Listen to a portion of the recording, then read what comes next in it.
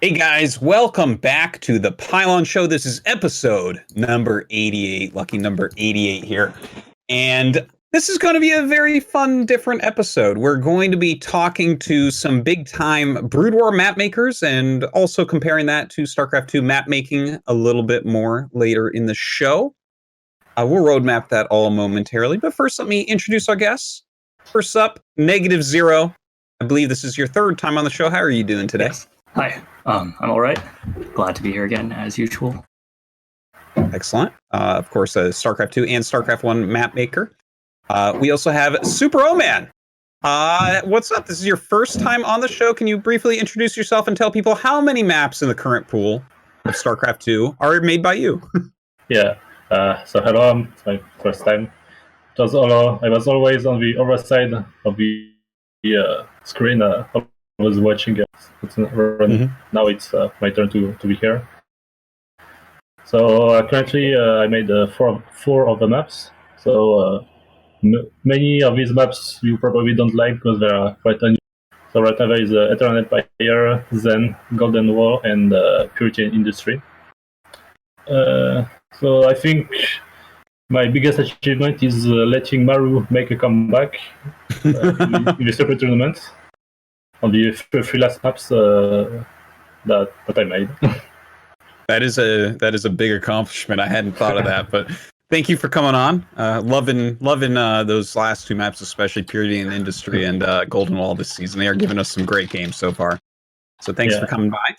And then we also have Freakling. And for those of you who don't know Freakling, this guy actually produces a ton of professional StarCraft 1 maps, which it used to be we never got maps made by non-Koreans into the pro StarCraft leagues, but both Negative Zero and Freakling have accomplished that at this point. Freakling, how are you doing? You want to introduce yourself real briefly?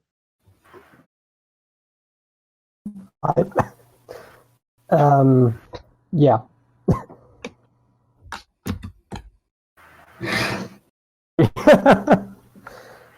Hi, I'm Freakling. And yeah, sorry, I don't know what to say right now. Oh, no problem. But yeah, Freakling, definitely a big time map maker within Brood War right now. And he's going to be showing us a few things within the editor. That's going to be really fun. But first, let me just talk about... Was I supposed to introduce myself in more detail also? It's fine. Don't worry about it. We'll be talking. Okay, here we go. My job here is to make both of these other map makers look better in comparison. We'll go with that. Well, I quite like the Pro War map that you put out, even though it's not Terran favored, but it's going to be hard to do that. All right. Let me quickly go over our sponsors and everything. We'll get right into the show. First up, check out thepylonshow.com for all of your Pylon Show needs. You want it in podcast form. You want to talk on our forums. You want to look at the show notes. You want to get a countdown timer or a VOD from the show. Check out thepylonshow.com. It's also where you will drop your questions for the Patreon Q&A. Of course, check out our Patreon to do that. Patreon.com/thepylonshow. We have some new goals up there where at our first goal, we're actually going to bring on a Korean pro gamer as well as a translator. And our second goal, Tasteless, will finally get on the Pylon Show for an episode. So if you would like to support the Pylon Show, this is absolutely the best way. The Pylon Show at patreon.com. We also have our Matcherino, matcherino.com/the Pylon Show. We have all sorts of swag there, or you can just donate if you would like. And of course, we do have the code that you can type in to create free money. This week, it's Pretzel. Type in Pretzel. It's probably National Pretzel Week or something like that. But go ahead and type that into our Matcherino, and you can definitely help us out quite a bit. All right. Now, as far as this week in StarCraft goes, Freakling is joining us in the middle of the night from Germany, and Superman is joining us in the middle of the night from France. So we're going to do the This Week in StarCraft like notes as a slideshow at the end of the show, so as to speed the show along just a little bit this week. I do want to point out just page number 3 for you guys, just as like a little teaser of all the stuff that's going on. We have the ESL Open Cups. The GSL Code S Season 1 is starting up. Cheesadelphia 12 online qualifiers and the Stay at Home Story Cup from Take TV. So a lot of important things happening this week. Definitely make sure to stay tuned in through the end of the show to be able to check that out. But yeah, we're going to go ahead and jump forward and start talking about this right away for our poor European friends. So I feel bad every time I have people from Europe on here. It's like probably 3 a.m. or so where you guys are right now. But thank you again for coming on. Before we get into the kind of meat and potatoes of StarCraft 1 map making, I would just like to hear from you guys, like, why StarCraft 1 maps? Is there something that you like about it in particular, making StarCraft 1 maps and all that? And obviously, I know Superman, like for instance, you do a lot more StarCraft 2 maps nowadays, but you started in StarCraft 1. So could you just kind of tell us a little bit about your history with StarCraft 1 maps? Yeah, so maybe about level design in general. I remember I started drawing levels of like Mario or Donkey Kong on paper and was playing with my fingers. Then when I started, when I was like 12 or 13 years old, I was very often in the editor already, but I was making like kind of random maps just for fun. And at some point, I just discovered the thing that is 1v1, and I progressively started making that would be designed for 1 versus 1. And at some point, I discovered the website Brood Maps. At this point, it was the esports side of the game that I mostly discovered, and progressively I started making more maps over the years. And when I was like, it was on 2007, I uploaded my first map on that website. And in like 2008 or 2009, it was I got 2 maps in IC Cup ladder map, Tex Coco and Shine. And then progressively, when StarCraft 2 started, so but what it was really creating my own landscapes and how players interact with them. So it must be that way that I got into StarCraft 2. Also, in general, I played a lot of RTS like Age of Empires, Empire Earth. I remember playing a lot of this one when I was very young, and I always jumped into the editor at some point. Cool. All right. Thank you very much. Yeah. And Negative Zero, what about your kind of history with Brood War maps? Let's see. I've always been interested in making things, I guess, ever since I was a kid. Played a ton of Roller Coaster Tycoon, that kind of thing. Built stuff with Legos. When I was in high school, just my whole group of friends was kind of into StarCraft. That's towards the tail end of Brood War, around 2009, 2010, somewhere around there.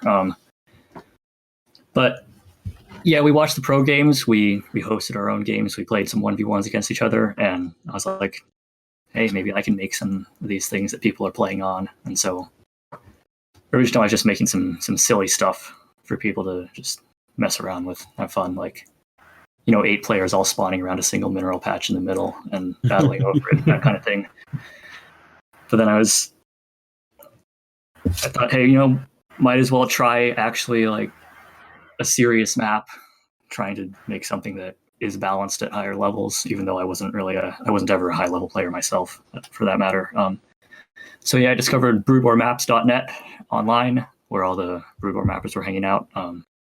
Freakling here actually was a huge help, huge inspiration to me.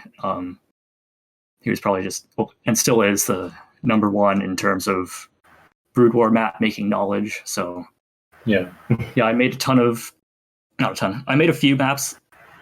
Well, since StarCraft 2 had released at that time, I was kind of interested in kind of what the opposite of some people were doing. that is porting StarCraft 2 map concepts over to Brood War and making them usable there. So that was some of the maps that I did early.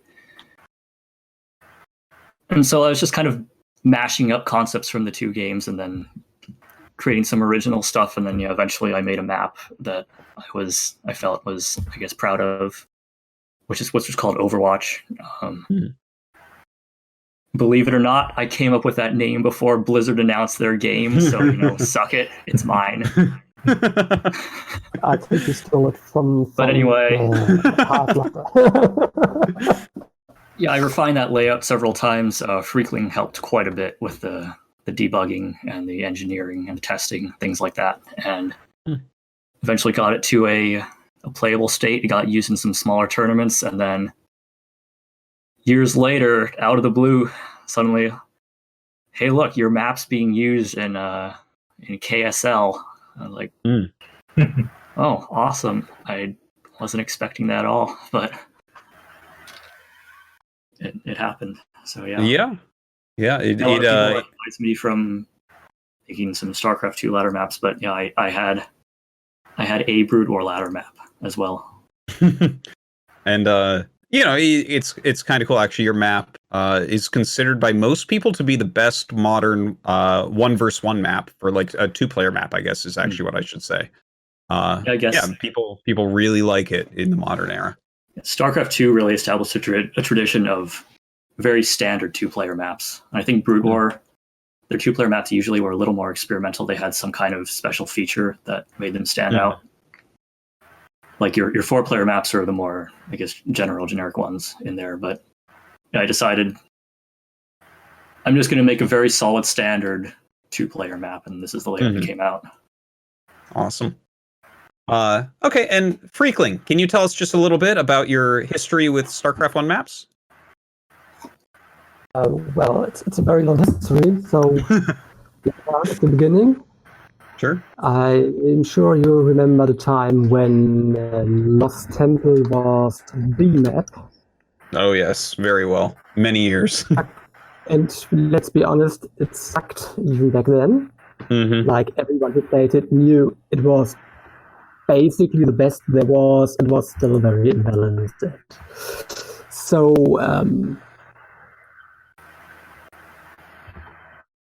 it was like one of my early impetus was to try and make something better.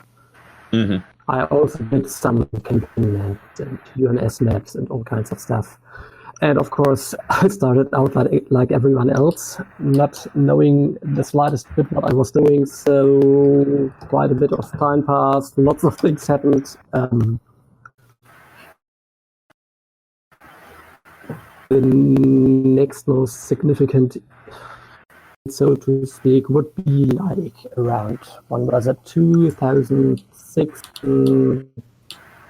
something like maps came out like Katrina or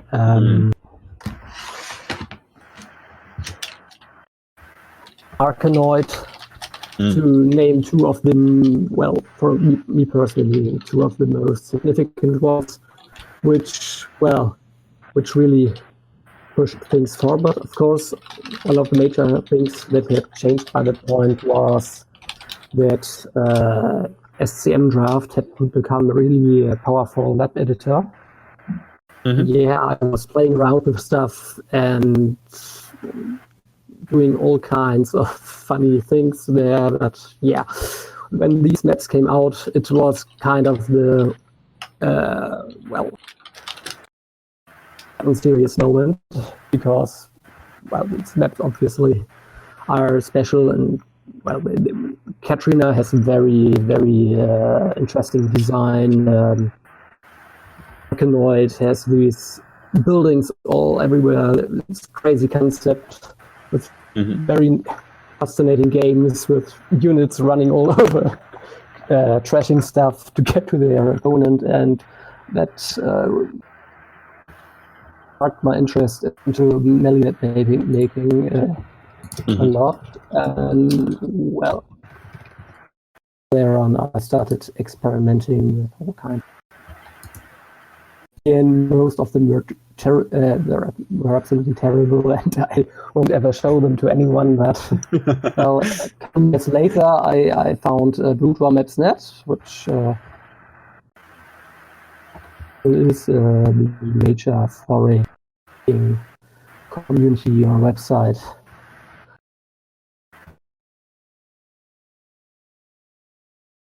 Oh, I think we might have. Oh, there you are. Posted some maps there. Back then, they still had like map of month contests, so posted some maps there. Right off the bat. So yeah, even though they were and I've been on and off map making ever since, I guess. And well, then based on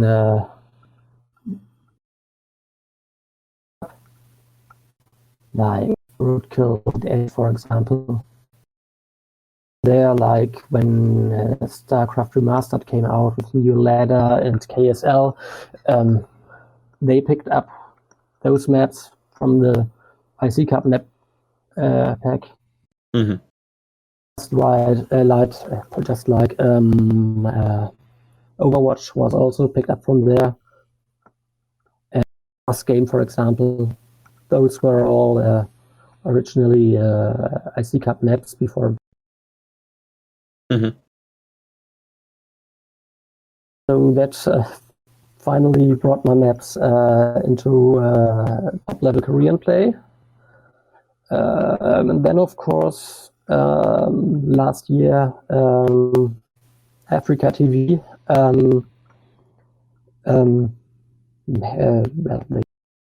map making competition for their next. Wasn't the first event like this. They did one like 2-3 years ago, I think.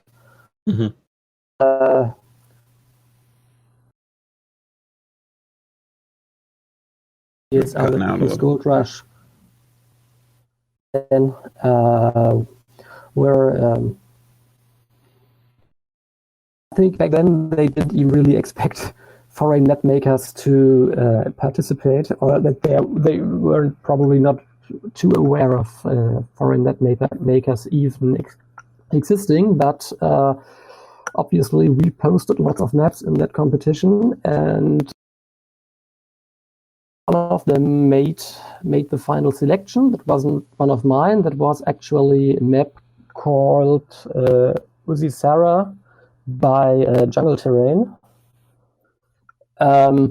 So I guess that brought foreign net making a bit more on their radar.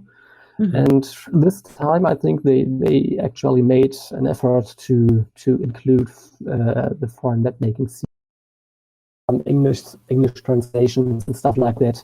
And well, luckily I have a big backlog of maps reaching several years, so I swamped them with like, I don't know, I think 8 maps I posted, and 2 of them made the pre-selection, and then in the final selection I had, of course, Inner Coven, which promptly won. We may speculate about the reasons later. And that then, of course, made it into this current ASL. Yeah, Inner Coven, definitely one of the craziest maps that we have ever had, but somehow turned out to be really, really good, and is giving us some amazing games right now. So thank you for that. That's absolutely wild. Yeah, it's an honor. Sorry, that's what I try to do every time. Yeah. Just so you know, your mic is cutting out just a little bit, so we might have to ask you to repeat things occasionally. Like this. I just don't want to put it too much in my face because we had swapping issues with that, breathing and stuff like that. So That's okay. That's okay. It's better to hear what you're saying. Because people are sleeping here. So course. It is the middle of the night. Well, okay. So thank you guys for giving some of your brief history. I guess a good place to start here might be, and please, if I'm kind of going off track, because I'm very ignorant on things like map making. I just play StarCraft. I don't know a damn thing about map making. But how do you guys look at StarCraft 1 map making? Like, how do you start? Do you have like a concept? Is there like a certain set of rules that you kind of keep in mind? Like, I know that's a very broad question, but we need to start somewhere. So.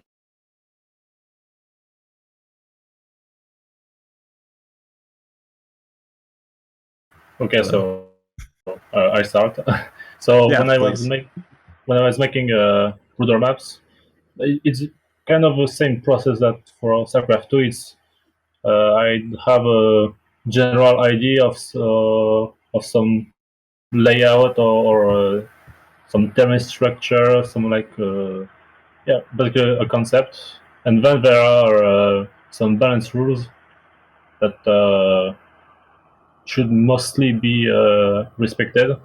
Mm-hmm. I say mostly because there can be some exceptions that where the balance may end up alright, even if it doesn't look like it from the picture. Mm-hmm. For example, the basic balancing rule is to have open spaces because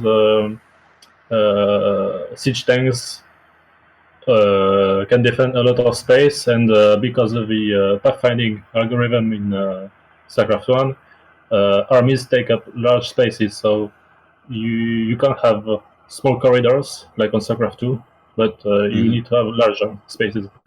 But there are exceptions like Katrina, where you could basically port it in StarCraft 2, and the middle part. If you port the middle part into StarCraft 2, it could work, because this map doesn't have open spaces, but it works because Protoss use carriers, and it balances out the strength of the siege tank. Mm-hmm. Is that something that you other guys find to be a big driving point of making StarCraft 1 maps, like focusing on the balance of a powerful unit like the siege tank?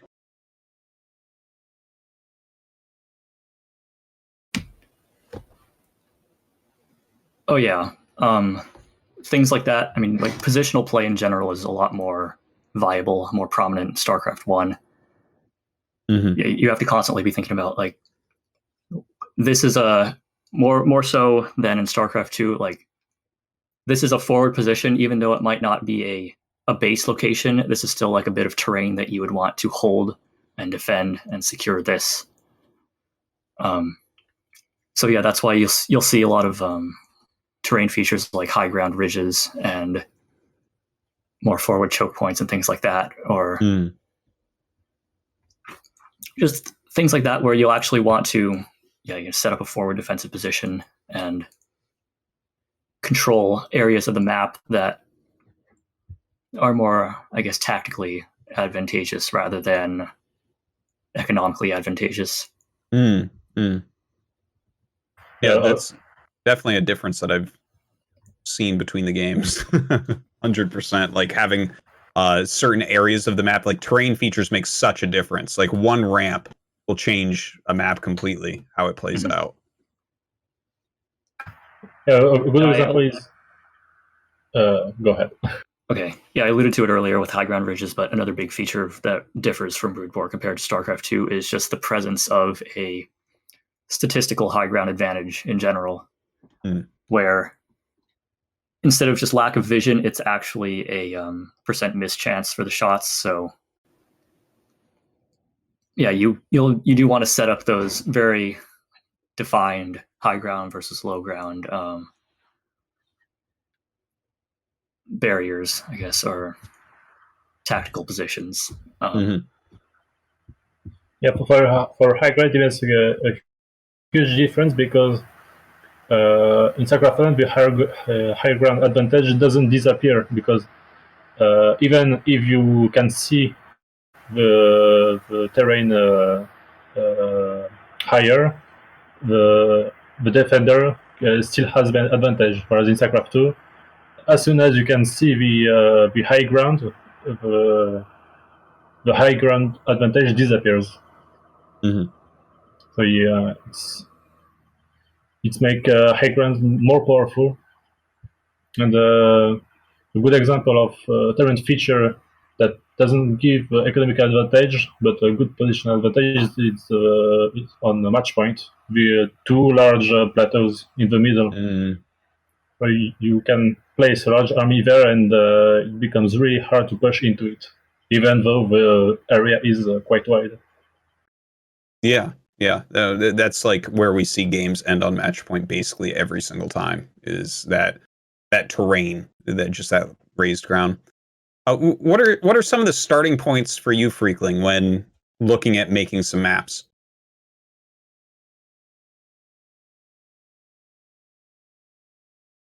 It's not I don't know. I mean, first, before I even start making. We're losing you. Sorry. Can you hear me? Yep, I hear you now. I need to be quiet here. Yes. Yeah. It might just be the gate on your mic.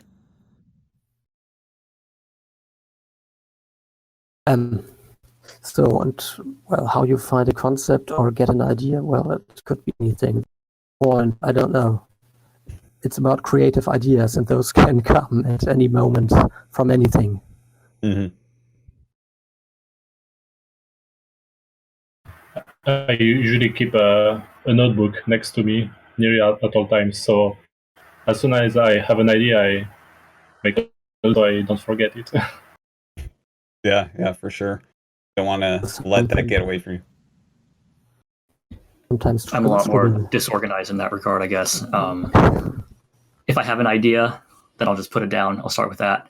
But a lot of times it's just like open the editor and scribble a bit until I come up with something that I like, and then tweak it a little bit, throw it away, tweak it a bit more, save like 20 different versions, keep tweaking them, and then would not recommend this method to anyone, by the way, but it takes a long time, but it works, I guess, eventually. Right.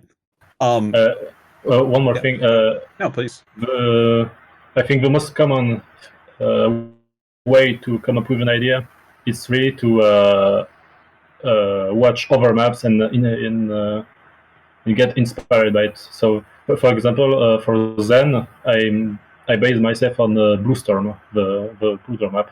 Oh. And from there, I iterated many times, and it ended up the way it is now. So this is why there is that small ramp in the natural of Zen, because it all started from Blue Storm. I wanted to try this concept in StarCraft 2. And it ended up Yeah, that was always one of the very popular StarCraft 1 maps, so I kind of see it now that you've said that. Especially that kind of pocket expansion that's like next to the main base. I was always wondering what the hell that was doing on Zen, but I see the Blue Storm reference there. Actually, Freakling, if we could real quick, I'd love to talk about the map Inner Coven, and maybe we can get that on screen with the map editor or something as well.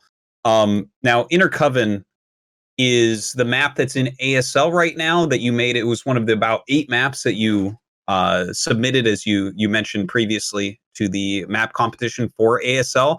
And it's probably the weirdest map I've ever seen in my whole life. And we were quite certain that balance-wise, it was going to be completely haywire and bad. And it has turned out to give us, like, unbelievably good games. Like, we have had some insane games on the map. How in the world did you come up with this map? It looks like a fevered dream or something. Not the fever, and it's not too wrong. I think this was actually one of the concepts where I just woke up and had the idea and scribbled it down on a piece of paper and went from there.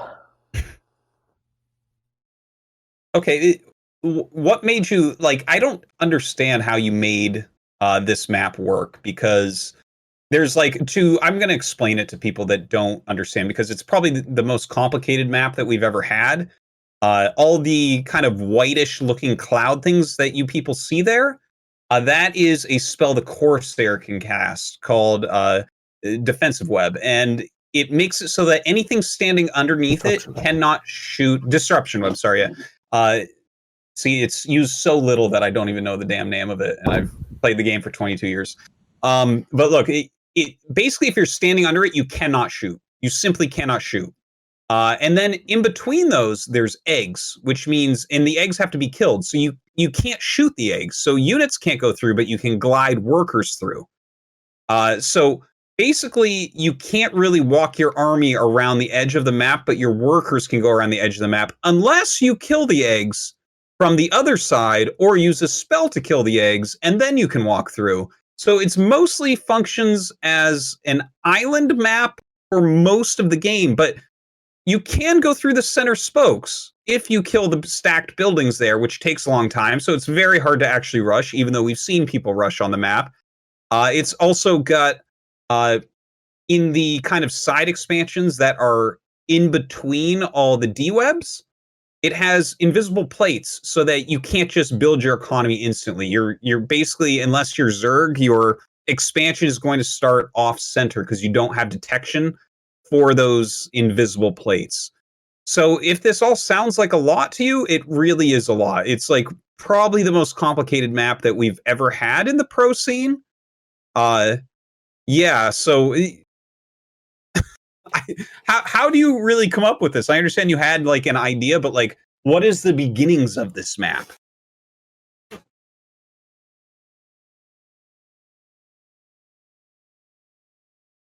Well, let's get back a bit.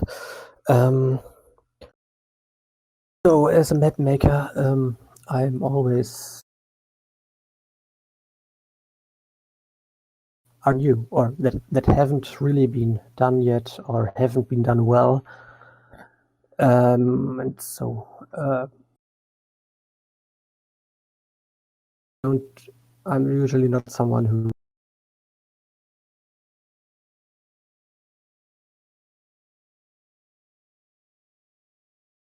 that I really got into 3-player maps, for example, different more mechanical maps. And well, one of the things, of course, so that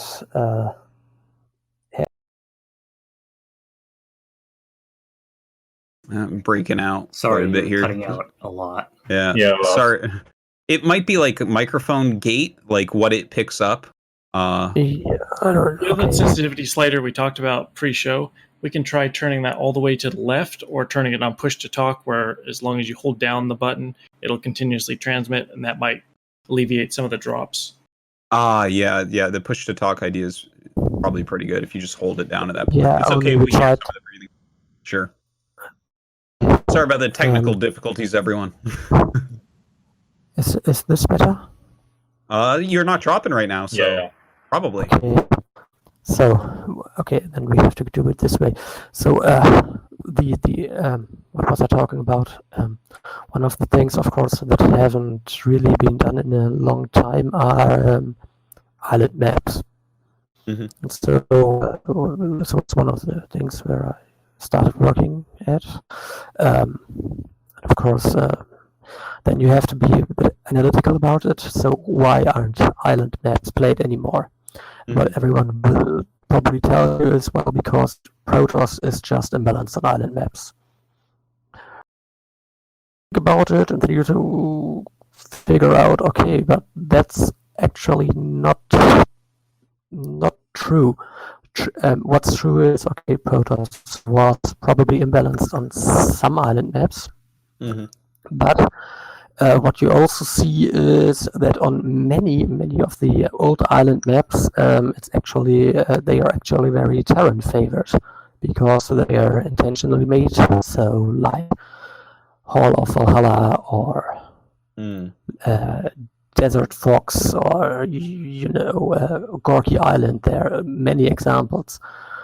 Well, they obviously have certain things like lots of drop cliffs, for example, or just very good for walking tank armies around, stuff like that, that are actually good for Terran. So, and what is true is that island maps actually have always been bad for Zerg, right? Mm-hmm.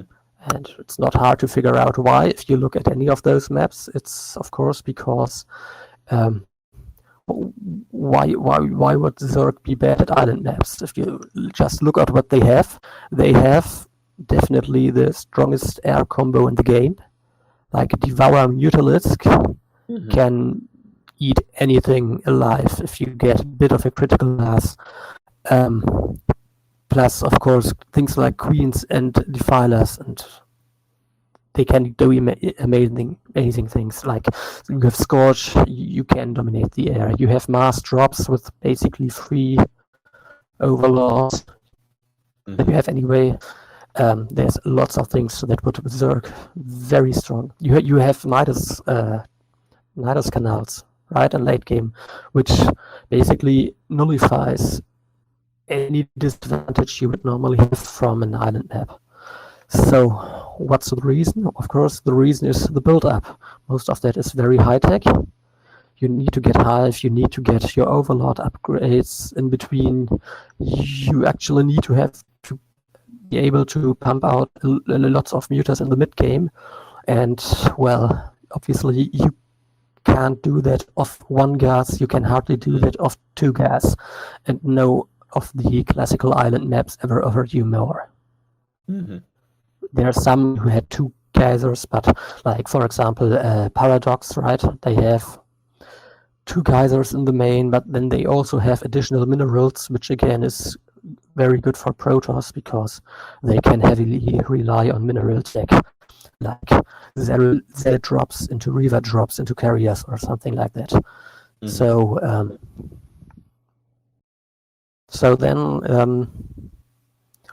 the idea is, okay, the challenge is how can we make island maps so that are actually good for Zerg?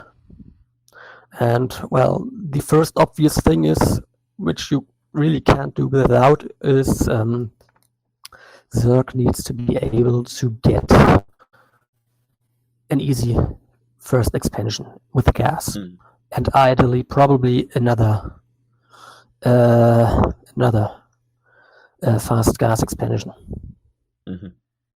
And I mean, this is what we see. This is Inner Coven, of course, allows this, but far more basic concept in that direction is, of course, Sparker, which we had in ASL 5-6 or something. Yeah.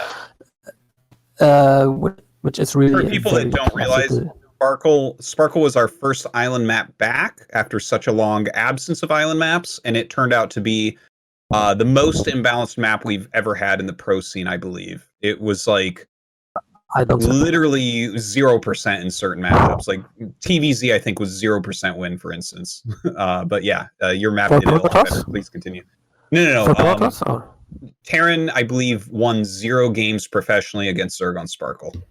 Weren't they literally trying to create an anti-Terran map pool just because Flash was winning too much? Yes, that is true as well. But yeah. But your map certainly did a better job of this. We've seen much more balanced games on Inner Coven. But please go ahead. I just wanted to clarify for people what Spark was. That's one of the reasons I'm not a big fan of Sparker. What Sparkle does is really just very classical island maps. Like you literally just have a couple of islands sprinkled around the map, with no further considerations, and all the balancing that's done on the map for whichever race is purely mechanical level. Like you have these extra bases, you have like limited accessibility measures to help specifically Zerg. And That's it, basically. Mm-hmm. What I try to do with this map and with others is to also develop new kinds of layouts that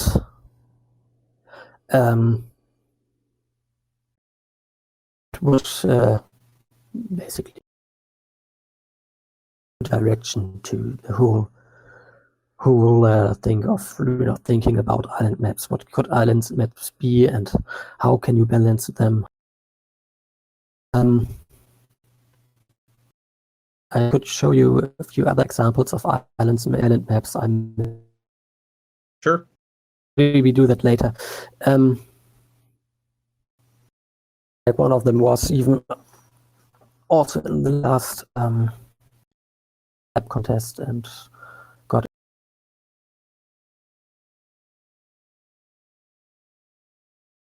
Oh, we lost you there. I think you might have let go of that button. No problem. Can we go into the Discord user settings? On the far left-hand side, there's voice and video. There's a slider down near the bottom. Could we take that and just move it to the left?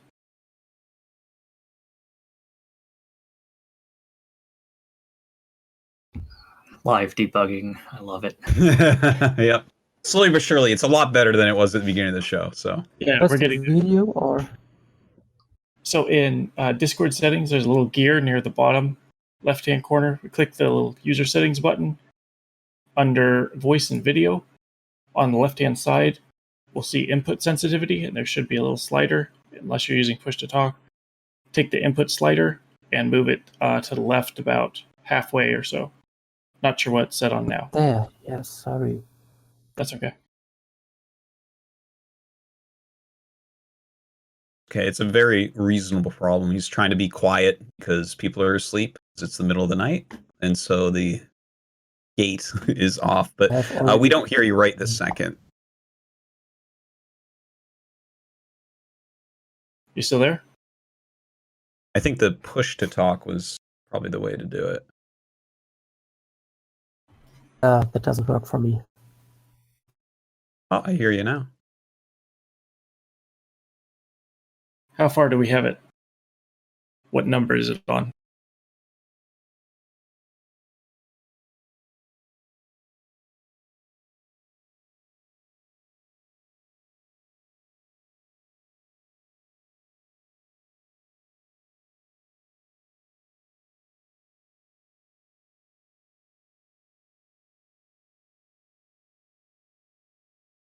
You still there?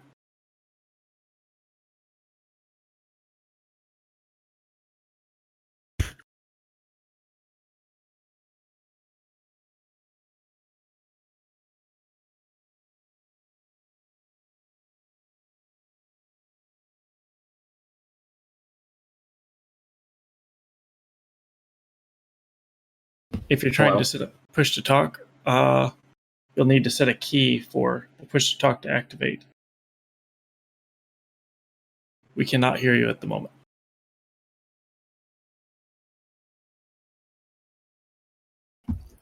All right. Well, while we're waiting for technical difficulties to be resolved, I will add to the earlier discussion that Yeah, please. there seems to be a lot more of an experimental attitude towards making maps in Brood War in general. Like, whereas in StarCraft 2, you'll often hear someone try something. You'll see some new design, and people say, "This isn't going to work. It's imbalanced." Yeah. You know. Whereas in Brood War, I see the mentality more as you have a concept, you plot the concept out, and now you say, I have this idea. How do I make it balanced from here? Okay. There's a lot more willingness to try things like that. And part of that has to do with the fact that, at least historically in the older tournaments, I think Brood War organizers were more willing to rotate maps out more frequently. So there would be a period where you have this one map. It's very experimental. It's really crazy. And it turns out that, oh, well, it's broken. And so you just deal with it for that short amount of time. And then there's a new iteration on that same concept that comes around a little later. Yeah. Maybe it works, maybe it doesn't, but you try to make it slightly better than the other one. And yeah, just like the whole idea of island maps in general. The whole development came from, Zerg they can't one base, so you add a second expansion to your main island on the map, and then, well, Zerg's still bad. They can't actually take the other bases as quickly. Yeah. And so then you start experimenting with ways of how do you block the those extra base locations, and that's how you start getting around to things like placing neutral creep tumors on them, or in the case of Inner Coven here, the floor traps. They're cloaked initially to block the extra base locations, and you have to Zerg can kill them right away because they have the overlords, but it slows down the other two races a little bit. So yeah, it's just constant building of, we have this concept that we like, so how can we solve the problems that exist with it, as opposed to, nope, it doesn't work, let's just write this off. Yeah, it definitely seems to be that way. Would you compare it similarly, Superman, to the StarCraft 2 approach? For StarCraft 2, I feel that there are more limitations compared to StarCraft 1 for experimental maps. So even for Golden Wall and Purity Industry, I feel like it's quite mild compared to some brutal maps that were made. For example, something that it kind of surprises me. For example, maps like Destination or Medusa, they have quite a strong concept, quite unusual, like mineral backdoor. Well, both maps have backdoors, but they both were quite popular, especially Destination, and that map is quite unusual for StarCraft 2 standards.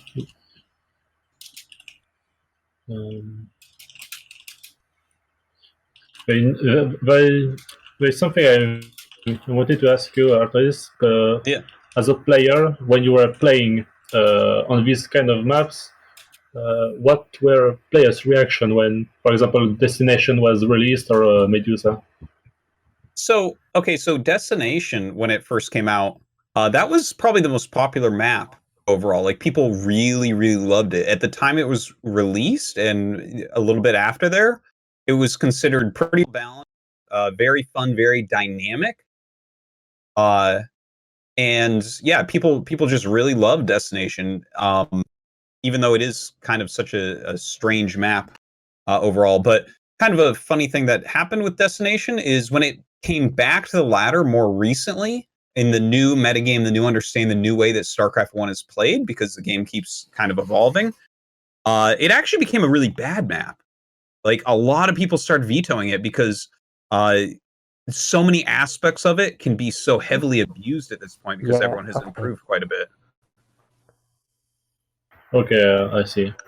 Because my goal even is to try to make experimental maps, but that can still be liked by most people. So even though Golden War and Purity may not be as much liked, it's still my intention to be for these maps to be enjoyed. I think it also is important to recognize like the difference between pro players and spectators at this point.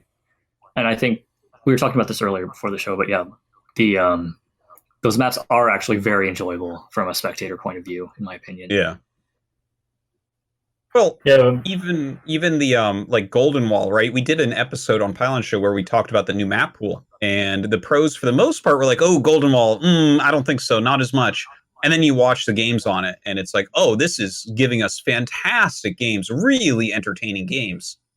So yeah, I feel like that's something that we really consistently see.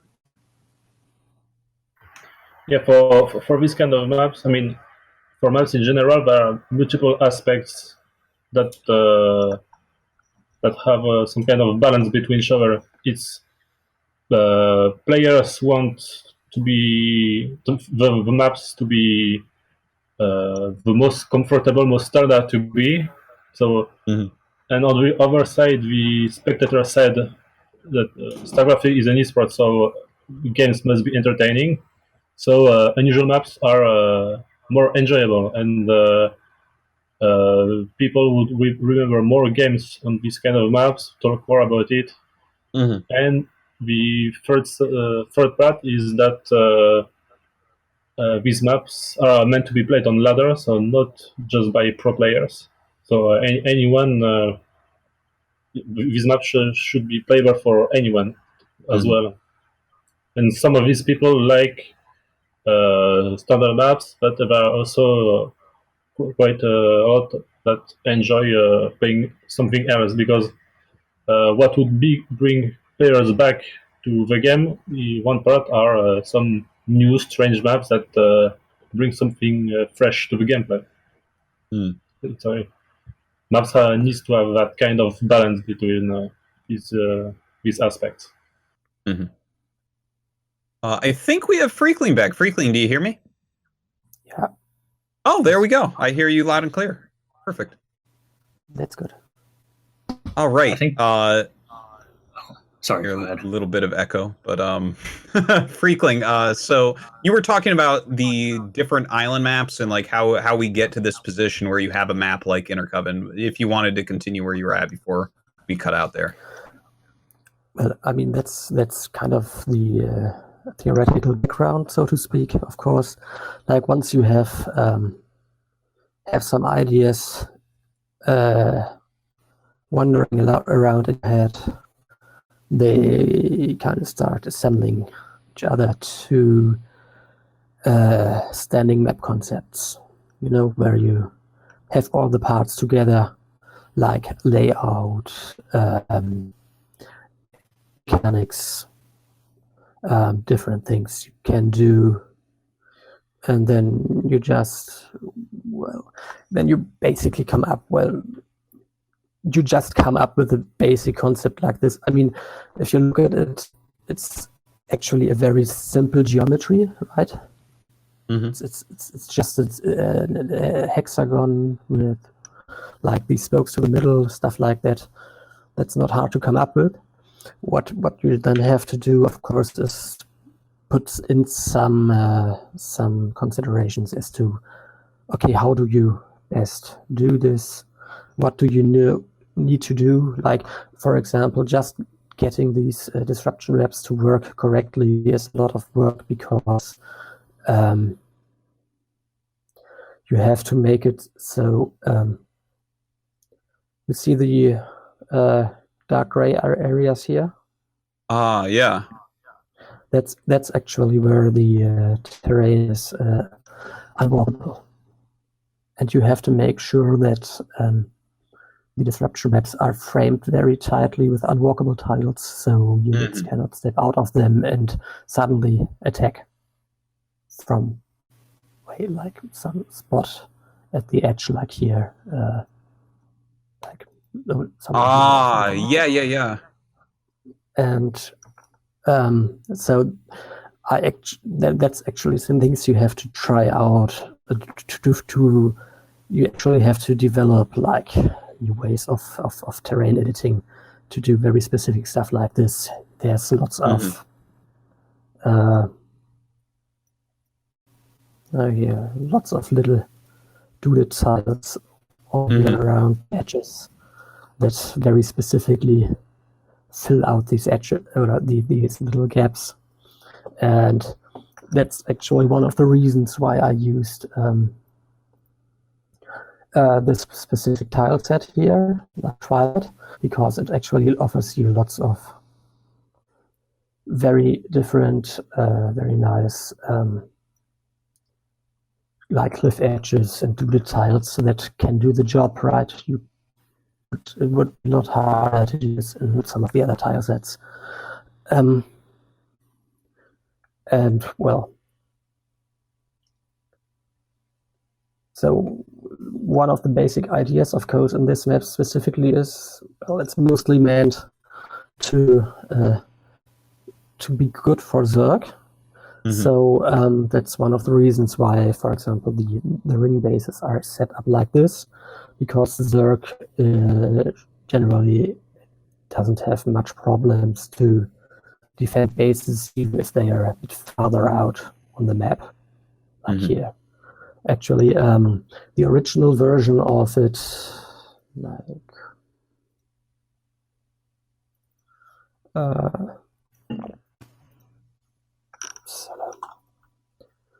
looked more like this. Oh. Right? There was just one base in between with even more distance, but that was changed after.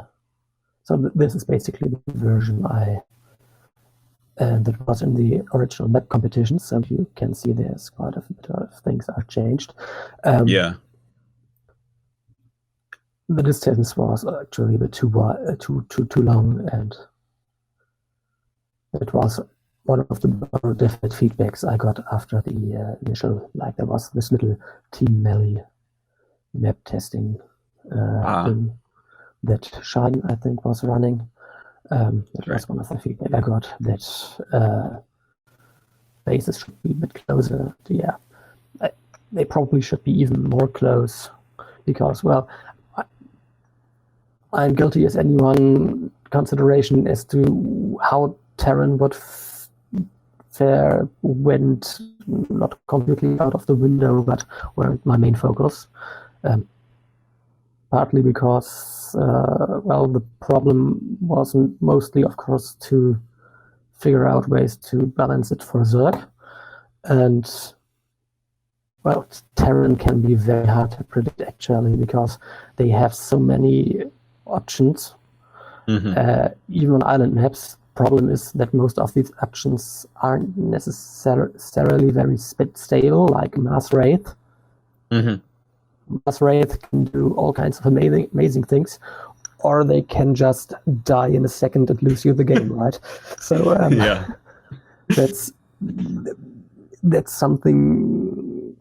Well, that's actually the most interesting thing for me right now, to look how Terrans are playing on that map, because that's really, I think, where I can learn the most things. What they're doing, and it's interesting. For example, like we now had the Stark versus Light match, and I mean, basically the like general wisdom about the map right now seems to be, okay, it's not optimal for Terran. It's a bit imbalanced against Terran, right? But then you have this Light versus Stark game, and he wins that. Not necessarily cheesy, but he really just outplayed him. Like with some, he used Wraith, used some other stuff, lots of dropships and stuff like that. Nothing really unexpected, but where it's very hard to say how stable is this. If this map is played like another 2 years, would that still work? Yeah. Well, while for people that then there was go ahead. Even in the post-game interview, Light, I think, said something like he likes the map, or he has a good win rate on it, right? So, what do you make of that? I'm not quite yet sure. One thing I can say is I already have a concept for kind of a follow-up map, like the next iteration of a concept like this, that actually addresses some of those issues. And even if you look like at the other one, you may notice that this is not actually the ASL version, but my own. Like the ASL version, unfortunately, isn't really a finished product, so to speak, because there were, well, basically for a map like that, you need to start playtesting early, because there will be changes. Like those plates in the bases, like first I placed them in a way where hatcheries could be placed right away, even without detection. Then they replaced it with some weird stacked chrysalises, now we're back to those plates, stuff like that. The middle obviously was changed from also D-webs to now breakable buildings, which make it a bit more of a hybrid rather than a pure island map. And, well, there was no time, unfortunately, for me to properly implement all those changes before ASL started. And once it had started, of course, they couldn't change to the map anymore because players would have complained, or I think they actually have kind of a contract that they can do that. So that's why we are stuck with the ASL version now like it is, but this is actually like the more finished product. And one thing I did, like if you look at the ring bases, they're actually these little drop cliffs here. In addition, because I thought, well, drop cliffs are always good for Terran, so that's at least one little thing you could play around with, which would allow Terran with like just some drop tech to deny some thirds easily. Well, not easily. I mean, there's still a problem in like I think the really hard thing for Terran right now is probably TVZ, particularly in a meta that favors 2H muta anyway. So you have these very fast, very early, very aggressive muta attacks with even less counterplay on a map like this, where you can't just send it out vultures or small groups of M&Ms or something like that early on. So there might still be a problem. I think what would be better, for example, would if you had just, instead of having this one main island with just one base, you could have a main natural is basically one part of the map that are just connected without any D-webs in between, because that would allow Terran to get just normally get two bases, and Terran is normally fine with two bases for a very long time, so that should help them get into a stable mid game, right? And then instead have just one ring base like here. So that's one of the things that my next iteration of this kind of concept would aim for. All right, very cool. Thanks for walking us through Inner Coven there. It is, again, one of our strangest maps that we've ever had, but it's giving great games at the moment. I kind of agree with you. It's hard to see if there will be any stability in some of these build orders if the map gets played for multiple seasons, but we'll have to wait and see about that. Actually, something that struck me, all three of you talking, was the way that you talk about how you're looking at a map and balance-wise, like how to create it. Do you guys end up talking a lot with high-level players about this, or are you just looking for feedback on it? Like Freakling, obviously you got some feedback from Shine's tournament, which must have been helpful, but like everything you guys have said has seemed very accurate to me as far as what you're looking for, like the tanks versus the carrier movement around the map, you know, all the stuff you're talking about, the 2Hatch tech and things. But yeah, how do you guys actually like zero in on getting it as balanced as possible in that regard? Is there a lot of feedback? No. I thought that would be the answer. I think it's very hard to get players to play on maps which they're not actively practicing on, which would be used in tournaments, basically, because it doesn't really give much of an advantage. Yeah, our best chance for feedback, and I think I've said this on previous episodes, is the revision period of the Team Liquid map contest, when there is a top 16 decided and they're actually playing the tournament that Wardy usually hosts. And you can see, like, okay, you've got 16 maps. Probably 7 or 8 of these are going to be added to the ladder eventually. Yeah. So, yeah, we do sometimes get some pro players coming into the map Discord and offering a few opinions, but actual like test games and to the point where you actually begin to map out how builds would work on these maps, and pro players figuring this stuff out and telling us is few and far between. Yeah, it seems like that would be even more so the case in Brood War, since like occasionally there's a map tournament like Shines, but not much else going on. That was like one game per non-mirror match app in team melee mode, right? Yeah. With players who haven't really practiced the map. So what really does it tell you? And well, what kind of feedback do you get? That's always a problem. Like, I mean,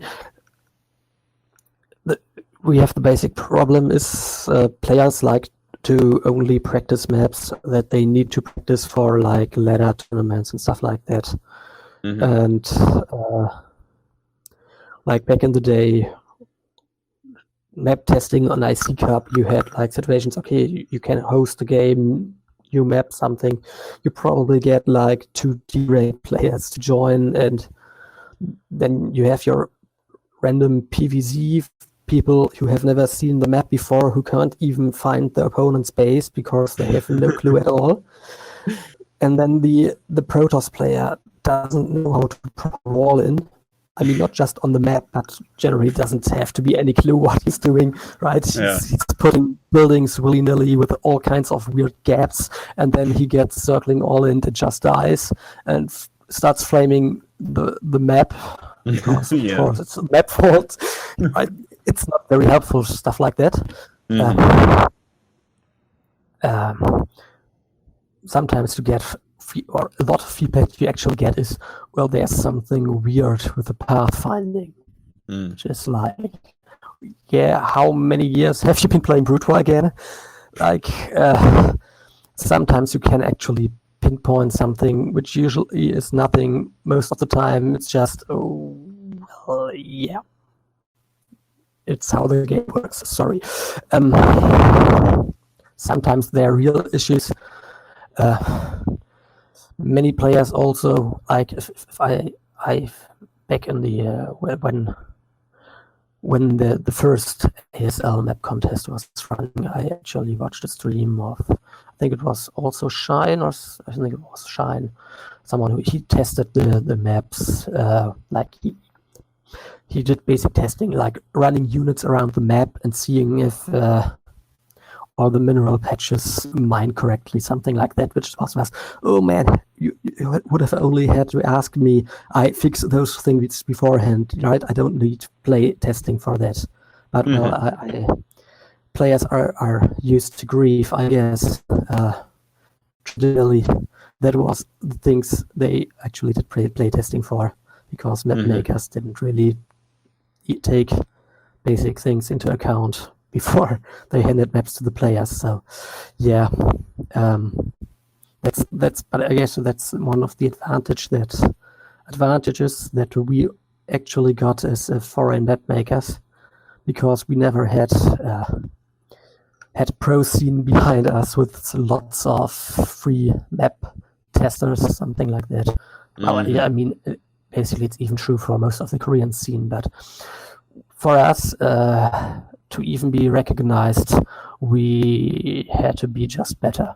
I guess we had to deliver quality and work hard and refine our skills without much player support.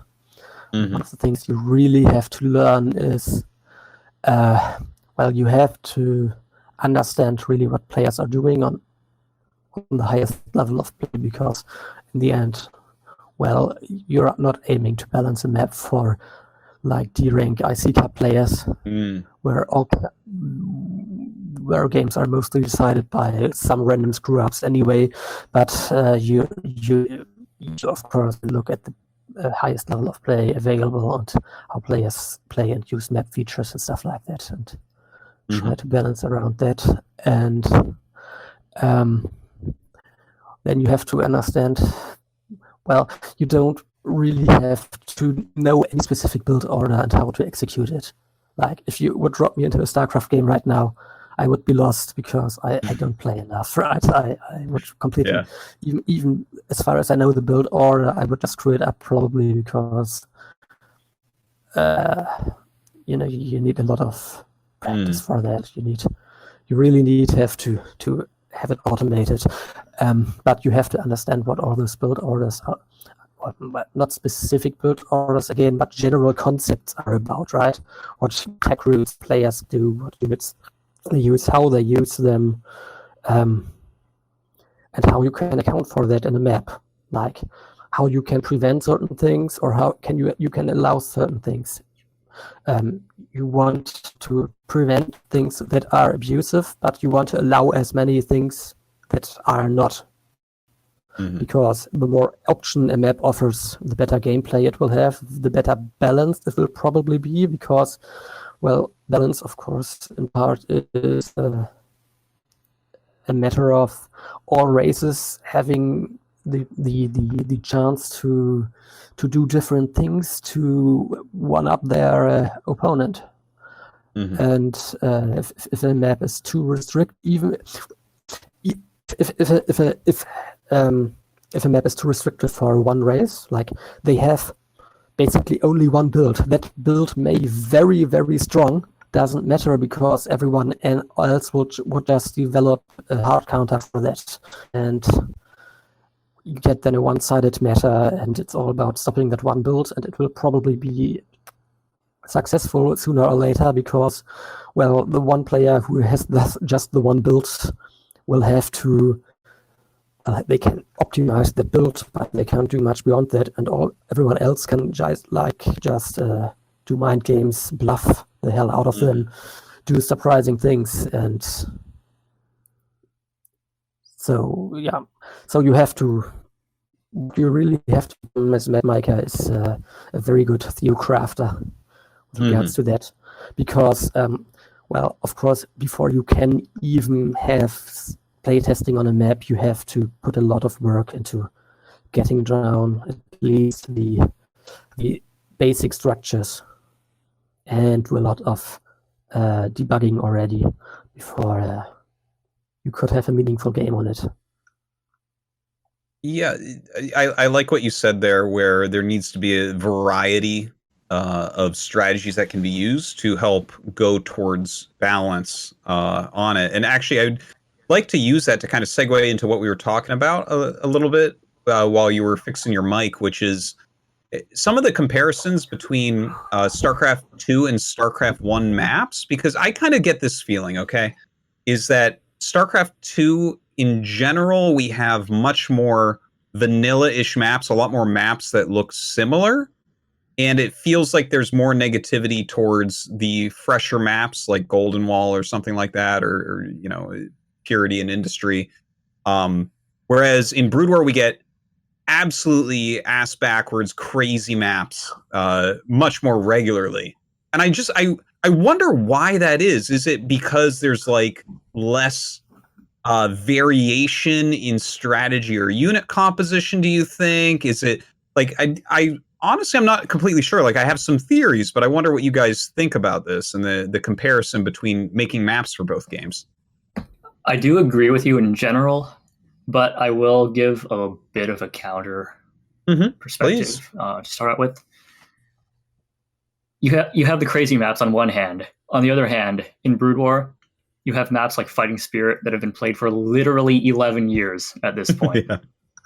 So yeah, you have the crazy stuff, but also I would argue that like a lot of regular Brood War players are in fact more conservative in their map choices than a lot of StarCraft 2 players. Like I remember, okay, I was really bad, so I never really played on Icy Cup, but from what I've heard, there were some people who literally only played Fighting Spirit. They only played Python.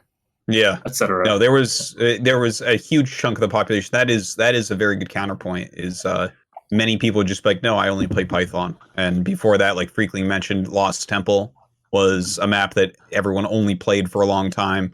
Fighting Spirit right now is kind of that map where. So in Brood War, I think it just it's probably Circuit Breakers, or maybe now it's Sylphid. Yeah. Sylphid is super. It's like Fighting Spirit, Circuit Breaker, Sylphid is the 3 maps everyone plays right now. Yeah, but there's, I think, the most important point. You have to look who's really the driving force behind which maps are used. And it's not the map makers. It's in part the players, but it's mostly the people who listen to the players in not necessarily the best way, probably, because, and that's, of course, the people who run ladders and tournaments. And for StarCraft 2, it's all in Blizzard hands, mostly. And you can see this with ladder maps now in Blue War and in KSL 2. These were always much more standard pools of maps. And of course, they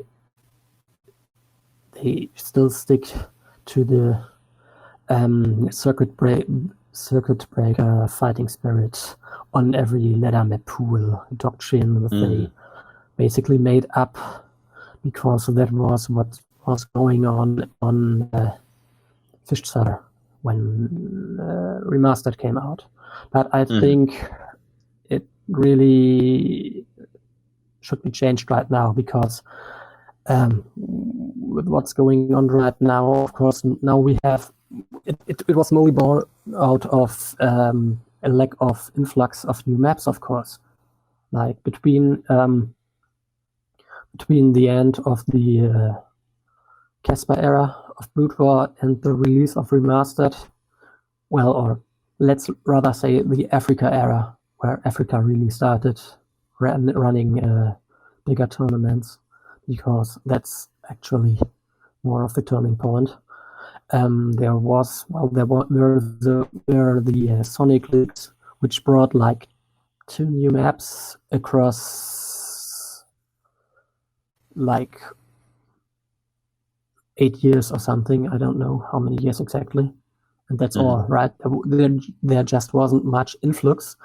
The Korean map making scene, like, there was a very active amateur map making scene in Korea as well, with like a lot more people, a lot more productive actually than the foreign scene, because it's Korea. Everything StarCraft related there is big. And then StarCraft 2 came out, and they basically committed suicide.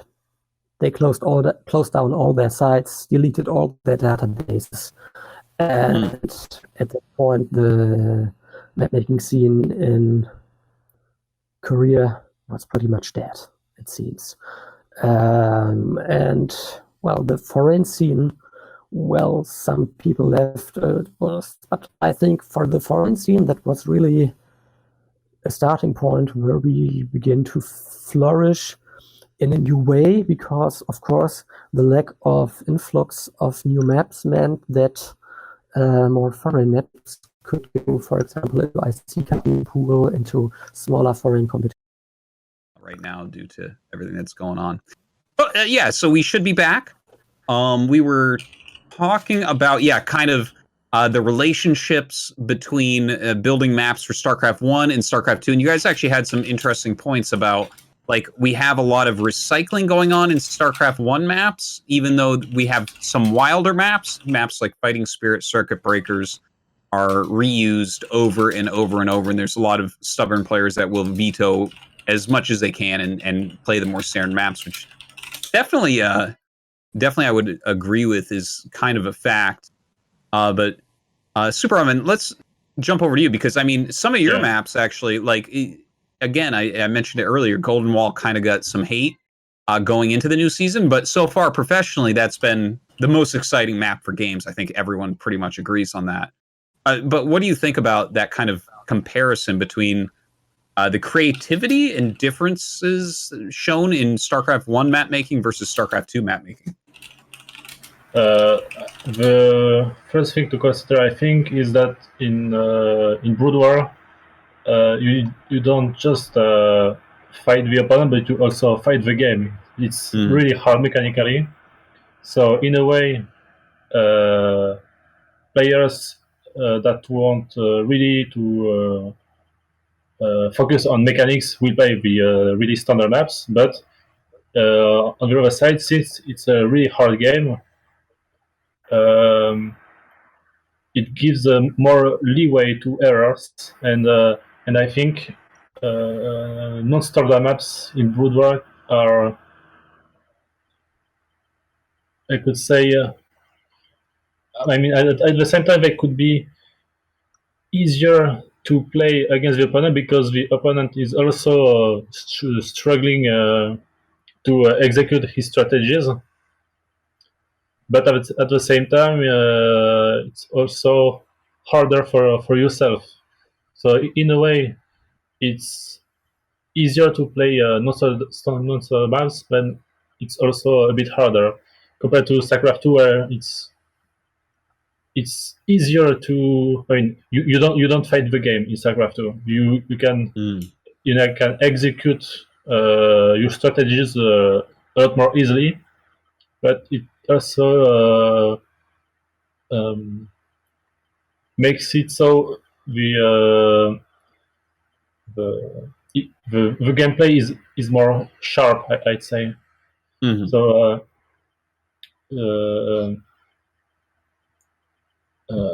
how can I say it? So in StarCraft 2, you really, I mean, both players can really execute strategies really well, but it also gives less room to errors. So if you play non-standard maps in StarCraft 2, you have less room for errors because especially in high level. So if you also add up the non-standard features of the map, you can how can I say it? I think I lost myself into myself. Are you saying that there's so you're saying there's less room to outplay your opponent, essentially, if the strategies are more perfected in StarCraft 2? I mean, I'm not sure. Because I thought about it just before the show, but I struggled to put it into words again. Some of these concepts are definitely hard to deliver. I understand that very well, being a commentator, trying to put my thoughts into words about some of the higher level concepts of this. Yeah.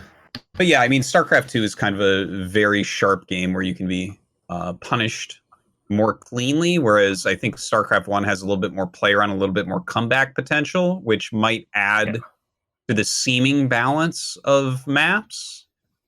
Like, I never really thought of it that way, but it's easier to take advantage of a map's features to outplay your opponent if you have the ability to outplay them in general, I would say. Mm-hmm. Yeah, it's something like that. Yeah. Like if you're just better at the game, mechanically speaking, then you should be able to take advantage of those unique map features and use those to play better than your opponent, essentially. Mm-hmm.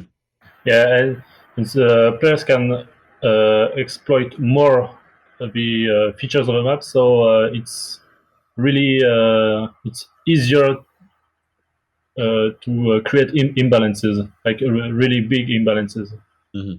So the amount of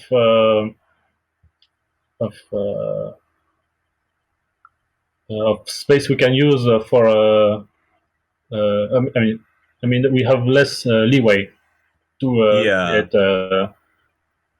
different features. So they really need to fit in a certain in the box. But yeah, I think I can put that into words for people that are like really clear. Like, basically, I'm sure you guys have had it in StarCraft 2 where you make a map and then people have to go and find the Liberator spots where the Liberator becomes ridiculous, right? Where It's like, oh, there's a little bit too much airspace here. Is this really what you meant in StarCraft 2? Yeah, it's this kind of feature that really brings strong imbalances that really prevent the concept from working. Mm-hmm. Mm-hmm. So we can do less experimental things. For example, even like a map like Destination, I think it couldn't work at all in StarCraft 2 because of the path behind it. It would be really easy to exploit that backpath. Yeah. The well, kind of an interesting thing. Do you guys, because Negative Zero, you said that one of the ideas that you have played around with would be porting StarCraft 2 concepts and maps into StarCraft 1. Do we have that going both ways? Like, Freakling, do you keep track of the StarCraft 2 maps at all and get any ideas from those, or how does this work in your guys' minds? Yes, of course. Yeah. I mean, where do I start? There's so many aspects to this, of course.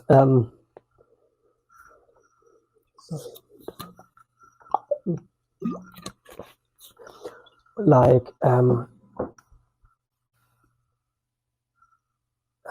one of the things about StarCraft 2 maps, I think there's often a lot more of a, how do I say this?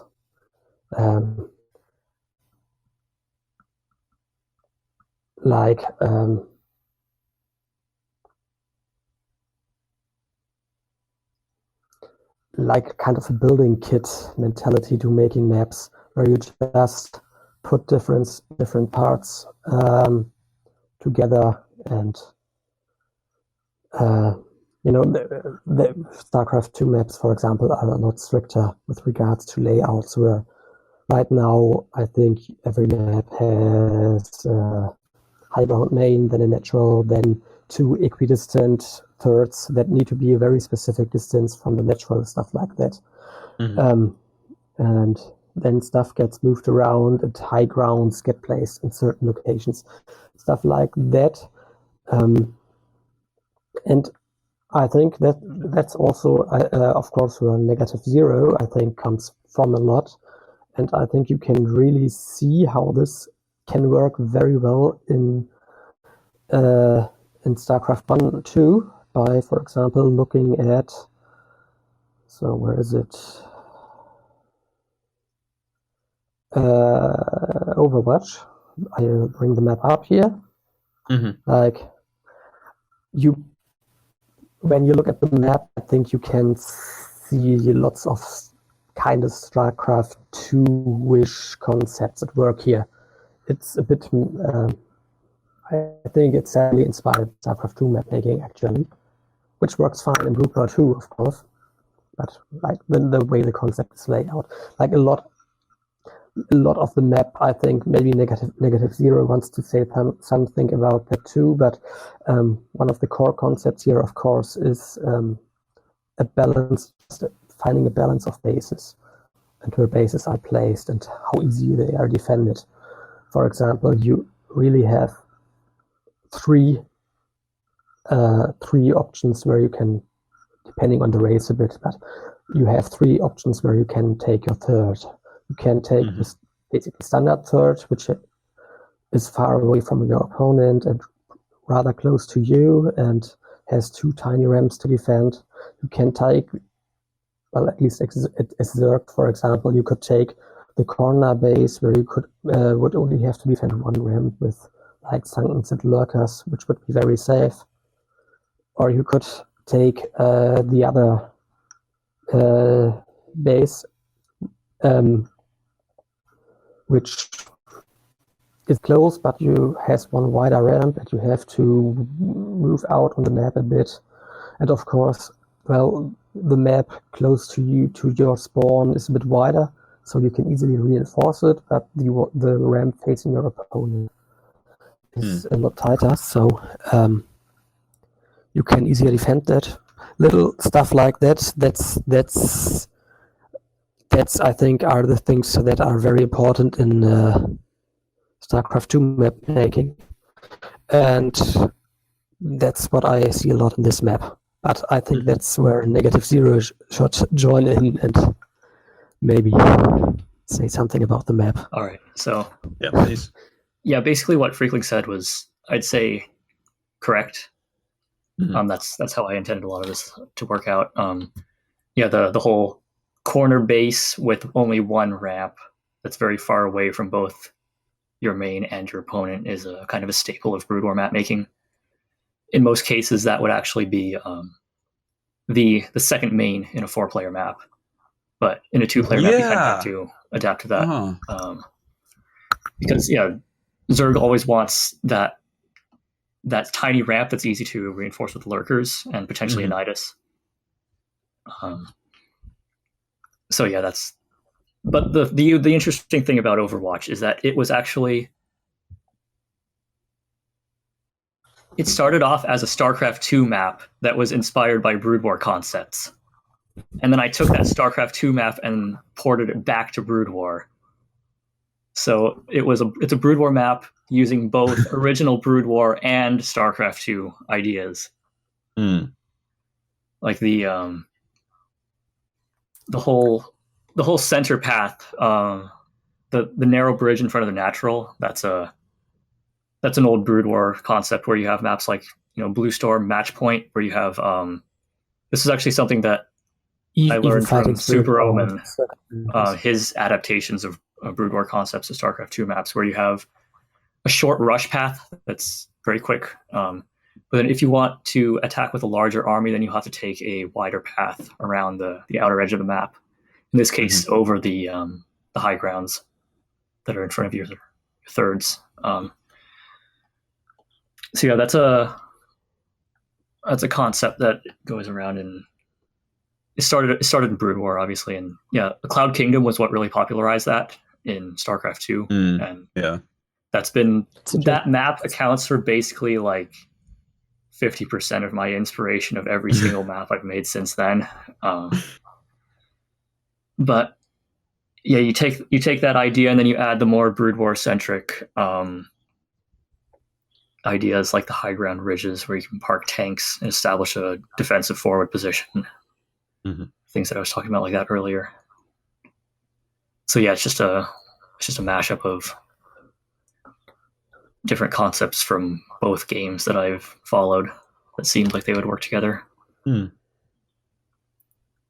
actually, because this was really interesting, actually, Zen and Blue Storm, Super Omen, you were saying that you kind of got Zen's idea from Blue Storm.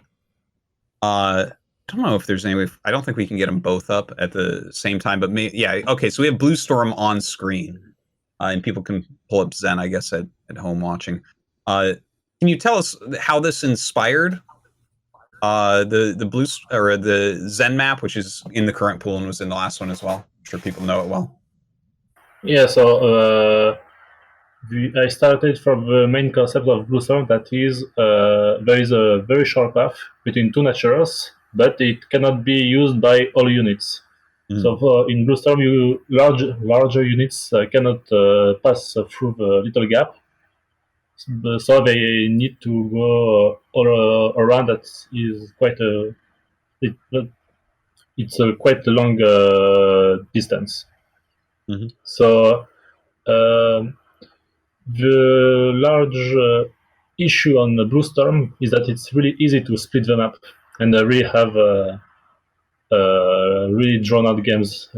I think there are even draws on this game, like especially in TVP. I remember like a game with Flash. I think he was floating all his buildings in the middle to cover his tanks, and if any player was attacking, that player would lose. So none of us were attacking, and it was just a draw.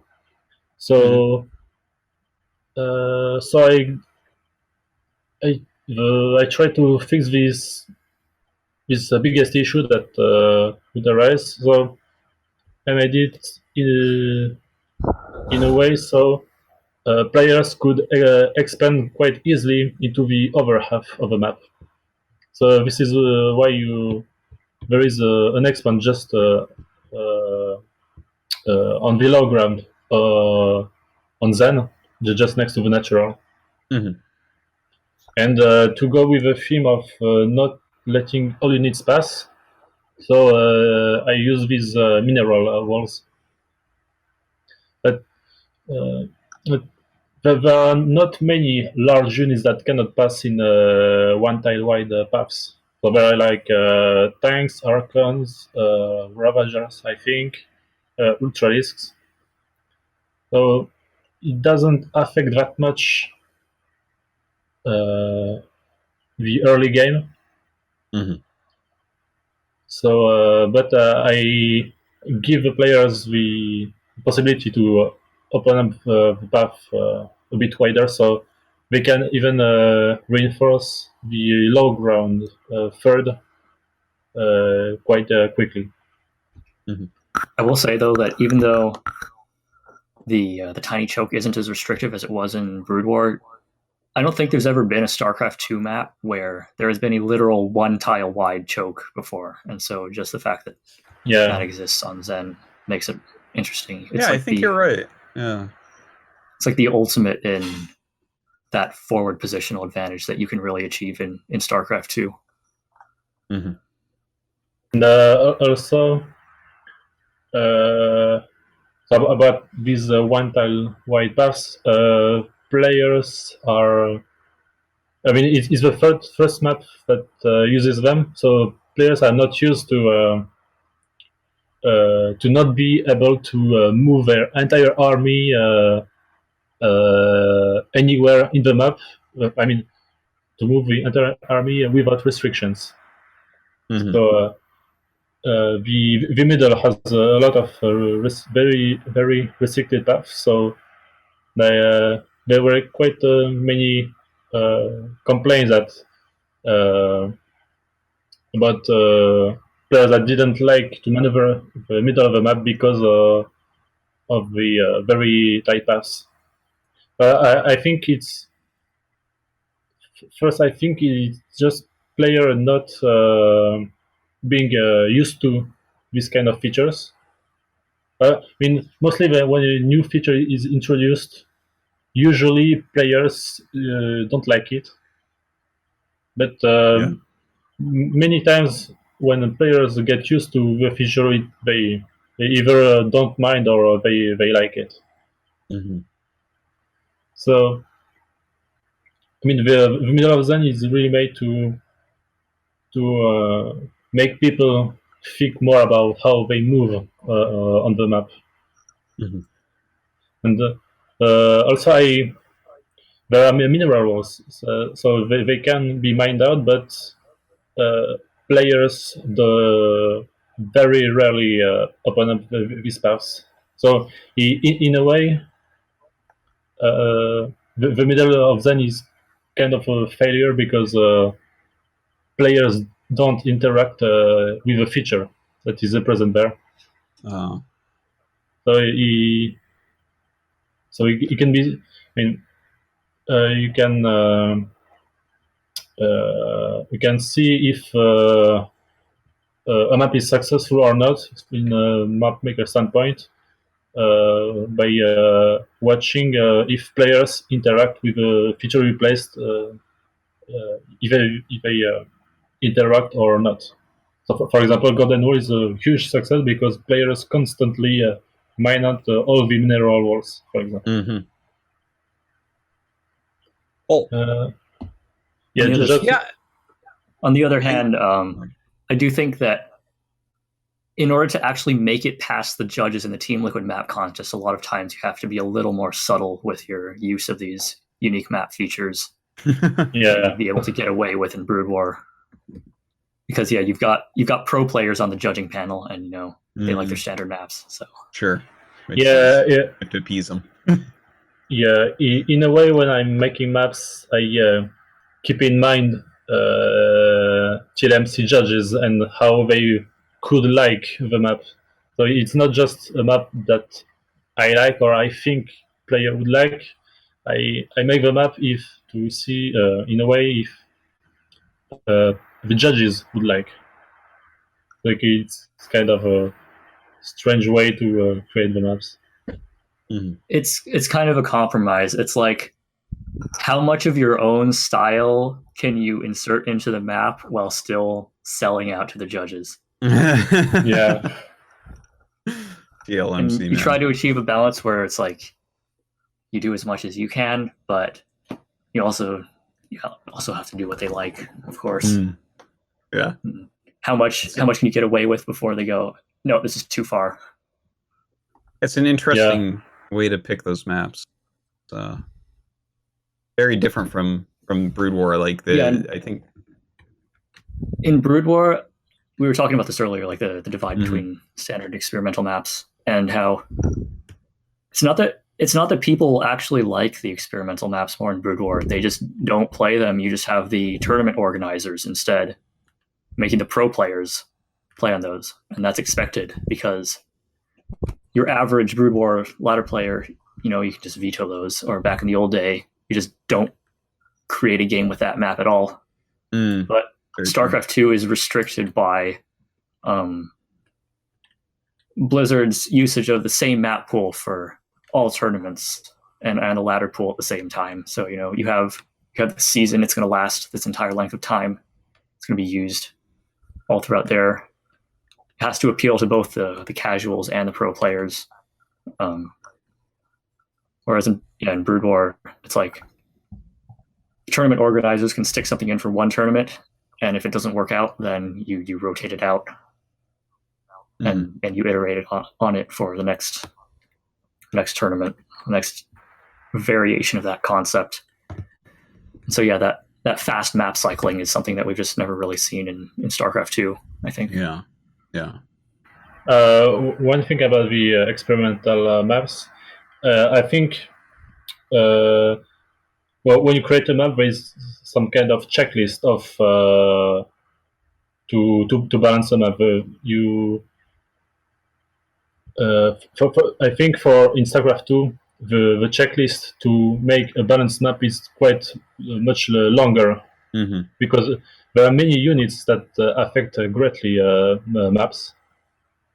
So, for example, Liberators, Siege Tanks, Niders, Swarm Host, I think over units too, but also the economy of Legacy of the Void, where we need to have many bases.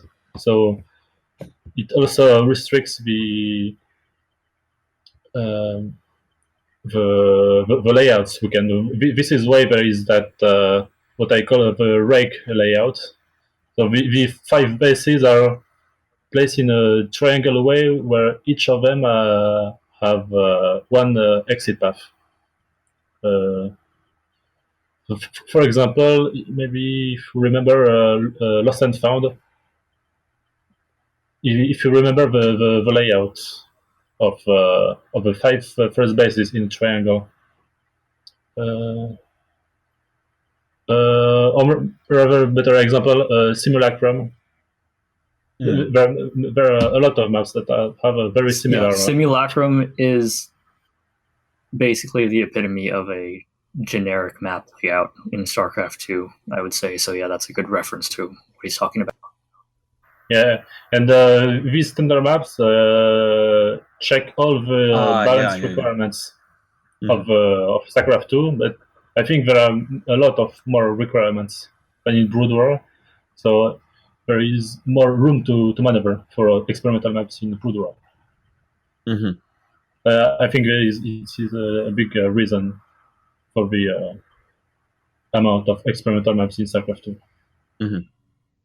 We can't just go wild I think as much as we want. Brood War does have its archetypes, definitely. Like, you'll have a ton of 4-player rotational maps that have one additional expansion in between each set of players that has standard mineral and gas setup. You'll have your 4-player reflectional maps, same thing but different symmetry, and those generally have like a huge wide open area in the middle. But yeah, those are more guidelines as opposed to restrictions, I would say. I think that's, now that I think about it, I can't really think of 4-player maps in Brood War that are very much different from what you said. I guess Eddie has the islands, but a decent amount of them have islands. Python had islands. Lost Temple had islands. I think in StarCraft, in Brood War, yeah, 4-player maps are the standard. Yeah. And 2-player maps where things get a little more interesting, wacky, etc. Also, in Brood War, you can have more variations of the distance between each base. So it gives more possibilities to create different layouts.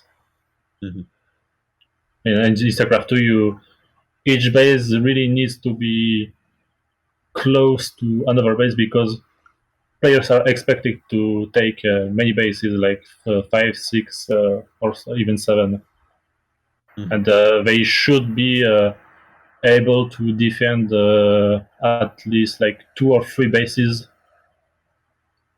a bit comfortably. And all this for a balanced reason. Otherwise, for example, if a Terran has to take like a few bases that are really far from each other, a Zerg can dismantle him by doing run bys in many places, and the veteran can't be able to defend all his bases. I think now we're getting into all those economic issues that I was talking about in the last time I was here on the show. Yeah. Where you have the issues of the bases mining out sooner, and so that expectation of being always able to control 3 fully mining bases at a time, whereas earlier bases are mining out, means that the later bases have to be equally as close to each other as the earlier bases, so that as your older bases mine out, basically essentially every new third base that you're taking to maintain that cap is just as easy as your previous third base. And no, it's not always 3 bases. You can go up to a little more than that, but it's a very strict I guess cap and efficiency that you'll have from those mining rates. Whereas in Brood War, it's just like that does not even on the exist same even if on the same number of workers as your opponent, it's like you take more bases, you get more efficient mining by spreading them out across more mineral patches, and so it's just like go wild, take as much of the map as you can. Yeah, but I think then we are also back at how Blizzard handles stuff. Of course, they enforce a lot of things like how many resources a base must have in an SC2 map, for example. In Brood War, you can just stick any amount there that you like or that you think would be good for balance. So that's one of the points where you just have more freedom and more variety in a Brood War map. The funny thing is that Blizzard's actually removed those requirements recently over the past year or 2. Yeah, but that's very you can put bases with any amount of resources that you want, with a couple guidelines for StarCraft 2 maps. But the thing is that people are just so used to what's been going on for 8 years at that point that they just continue. Yeah. You have to recondition them first. Yeah. I mean, I'm guilty of charge. And also changing the balance of StarCraft 2 is also focused on the economy. So changing the amount of minerals per base. For just one base could have some unforeseen consequences that we don't know because we barely tested this idea. It could be a base with 4 minerals, 4 mineral patches. So Protocenter and players wouldn't like to take this base, but maybe Zergs could take it. And if it's very easy to defend, so you could make a better spot for an additional hatchery and maybe have some more production. And it could snowball without really knowing where exactly the issue is. Well, I actually have a question that I wasn't planning on asking you guys today, but it just kind of came to me, and I'm just so ignorant on it that I'd like to hear. Because we've been watching, Freakling's been using the map editor a little bit for us during the show, and we've gotten to see him hop around and show us some different maps, and I've seen stuff highlighted. The thing is, I don't have any, no experience with either map editor. How do the two map editors between StarCraft 1 and StarCraft 2 compare? Is there one that's better or more comfortable? Does one have stuff the other should have? Is the StarCraft 1 too old and needs to be updated? Are there any thoughts on that type of thing? Oh man, we could spend so much time getting into Oh really? this. I hit the jackpot there? I had no idea actually. It just came to me. So, first of all, the StarCraft 1 editor that is used is not the official Blizzard editor. It is a hacked together version made by a third party that features a lot of, I guess, what were originally unsupported features that have now made reverse ramps into the game. They're fucking bad pixels of high ground on the low ground and low ground on the high ground. Well, that's not a problem of the editor. That's a problem with Korean map makers. Let me show you. Yeah. Here you can see it in its full, extent. This is dude. Is that what it actually looks like? That's what it actually looks like. Red is high ground, blue is mid ground, uncolored is low ground. Can you guys send me a link to this so I can actually find where the fucking pixels are? Because I can't tell you how many things go wrong for me on these reverse ramps. It's crazy. This is wow. Freakling's probably the guy who spent the most time on actually trying to create ramps that download completely bug free, and they don't have these random bits of low ground on the high ground, and then vice versa. The thing with go ahead. Sorry. No, what I wanted to say is you could just get SCM draft for yourself and look at the maps. Well, some of them you would also need an end protector for, like this one, or I could give it to you. I don't know. But yeah, in general, I would say even as a player, there's lots of things you can do with SCM draft very quickly that otherwise you would have to spend quite some time in games with, like figuring out wall is, for example. Let me show you. You can just pick your buildings, like where's Protoss? You can check wall-ins directly in the editor? Yeah. That's amazing. Because I just go into the games and I type in all the cheat codes, and then I just build 5 walls at every location to figure out which one's best. Would you please let me talk? Yes, please, go ahead. You go to debug options, enable debug, and then you just put in show unit collision sizes, and that shows you exactly how big all the units are.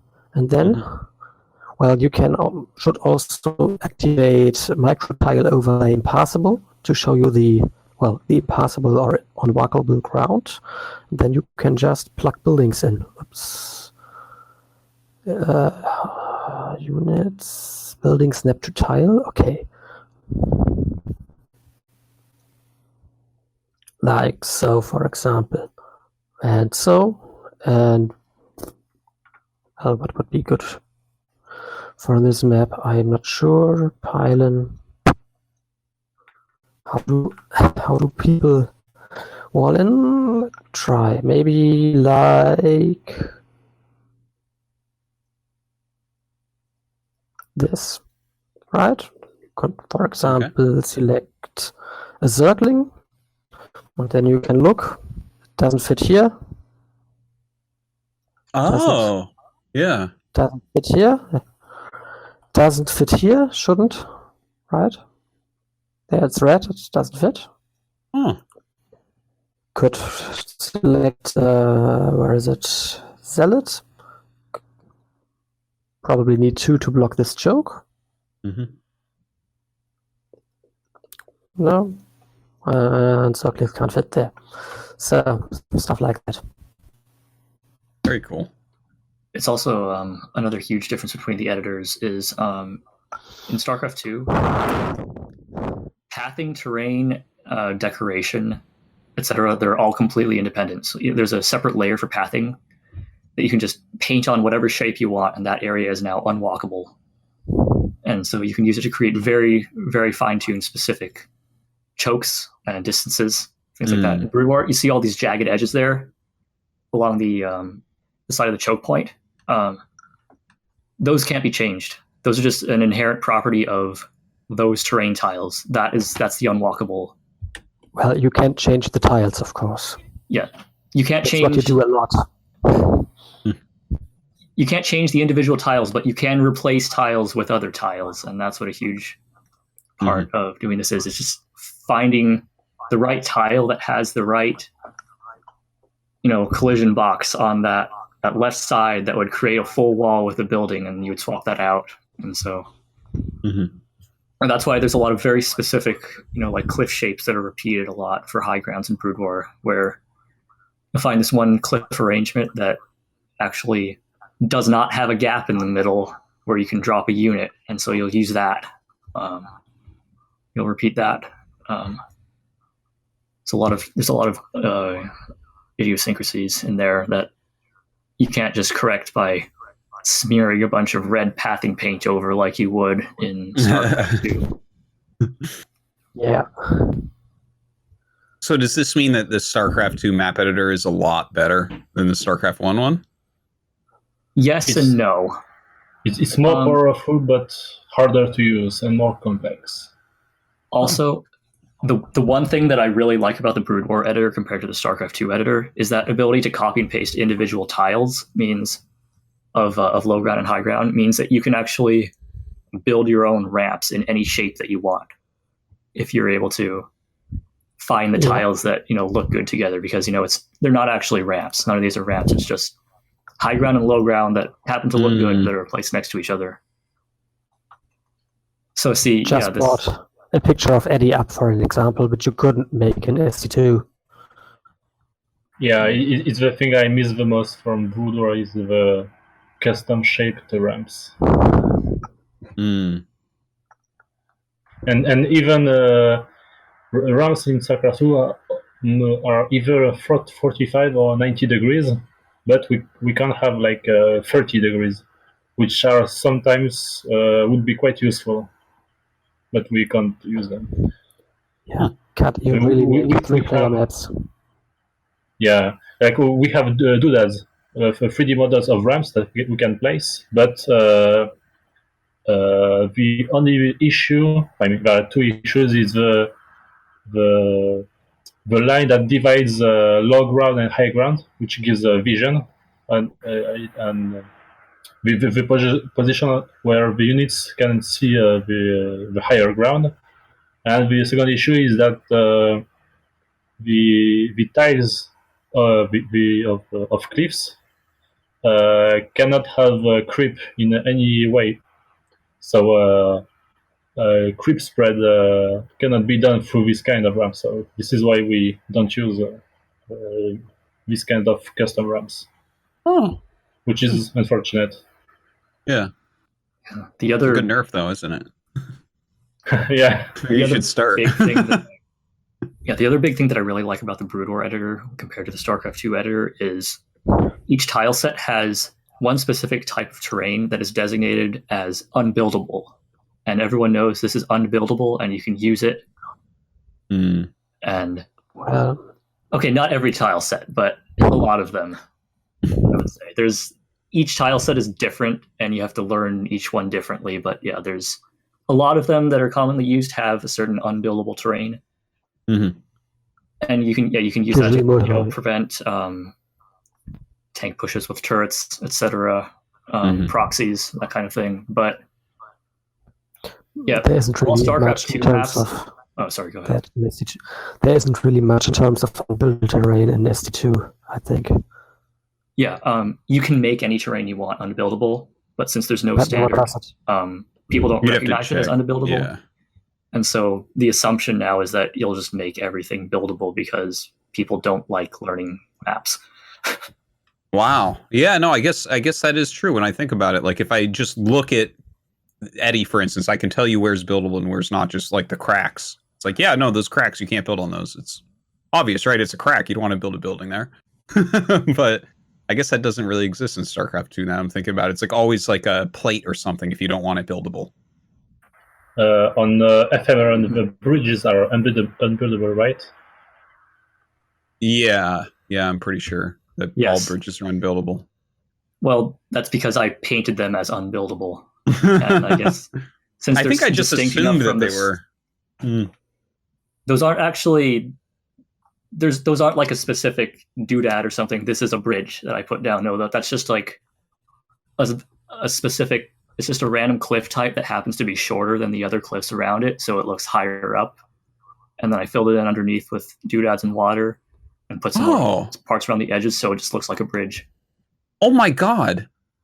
I'll never look at that map again the same way. That's crazy. I thought it was just like there's a bridge in the editor, and there it is. You did a very good job selling that cliff as a bridge. Everything is an illusion. Yeah, I guess so. I mean, if you look at Zen, actually, Super Roman did a great job with the decoration around it. Like the entire main base is effectively a bridge. There are arches underneath it, and you can see underneath the terrain inside them under the mains. Yeah, it's all just aesthetic. Oh, that's cool. Yeah, it's all around Zen. I put some custom cliffs made of individual pieces of doodads. So under the hood, I basically extended the pathable terrain, and I painted some unpathable terrain between where the real cliff is and where the custom cliff is. So you can hide terrain cells, and then it allows to create any kind of terrain you want. You can create a custom terrain. Huh. Like on the Puritan Industry view, the bridges are some custom terrain I created where I hide actual terrain cells, and then I place doodads in a way that players think it's some normal terrain. So it's also an illusion, and it allows you to create some nice transparent terrain, like the orange energy shield round and the grids on the industrial side. It's really time consuming, especially on Zen when I had to place all of the cliffs by hand. I mean, I was copy pasting some segments, but I really had to make sure everything is all right, and especially because cliffs block vision, I had to make sure that the hidden cliffs where vision is blocked, they didn't impact the gameplay. Mm-hmm. So I think that because the map has a lot of games on it on ladder, I think there happened to be some cases where a unit, for example, an air unit disappeared from the view, even if because it reached that invisible cliff. Okay. But visually, it would seem that the players could still see the unit. Mm-hmm. I could show you a screenshot, but not right now. But a bit later, I could show you a screenshot of how it is under the hood. Mm-hmm. All right. Wow. I think this pretty much sums up what I personally like more about the StarCraft 2 editor Mm-hmm. than Brood War, in contrast to what I was saying earlier. Yeah, the things that StarCraft 2 does better are a lot of the aesthetic parts, the decoration. Like in Brood War, you have all your tile sets that are fixed. You have to use the same combination of textures and doodads each time. There's like 9 of them, something like that. But yeah, in StarCraft 2, you can freely mix and match cliff types, textures. There's one limitation though in StarCraft 2, lighting. I think, because all the terrain is made up of a fixed matrix of always repeating like tile, like squares, right? So Yeah, you that's can true. only have It's, a specific texture at a specific point. You can't just move the texture around free, which you can do in Brood War. So there's ups and downs to both. I agree. think. It's an 8x8 repeating texture, and so yeah, a lot of what we do is take 2 or 3 textures and blend them together a little bit to try to cover up the repetition. Or if it's a mechanical looking tile set, it's fine, just leave it as is. But yeah, I mean from my own opinion, I'm more interested in just like the base level of color schemes as opposed to really getting into the details, the fine art. I would say I'm not an artist. I'm more of an arranger in this case. But so yeah, I do like the ability to mix and match whatever colors you want. But yeah, I can see how someone who is really focused on more of the fine tuning of individual tiles would prefer just that tile by tile ability in the Brood War editor to really go in and manipulate things at that level. About that tile manipulation, so something I noticed that when Remastered was released, the textures on the tiles are more sharper, and I remember because we can mash up some structures made of different tiles to make the illusion into some bigger structure. On the old Brood War, the tiles are a bit more blurry, so we see less the edges. I mean, the edges are less abrupt, and in Remaster you can really see that some tiles aren't meant to be placed next to each other. It can be more ugly in a Remastered. Like a lot of the reverse ramps. Yeah, exactly. Yeah, but that goes what about ways, like the I think. Sorry, what was that? What about like the bits of coral on Inner Coven? Yeah, let me bring it up. Yeah, I like those. Yeah, I didn't see them used in such a way. Not? It's not a new idea. No. Even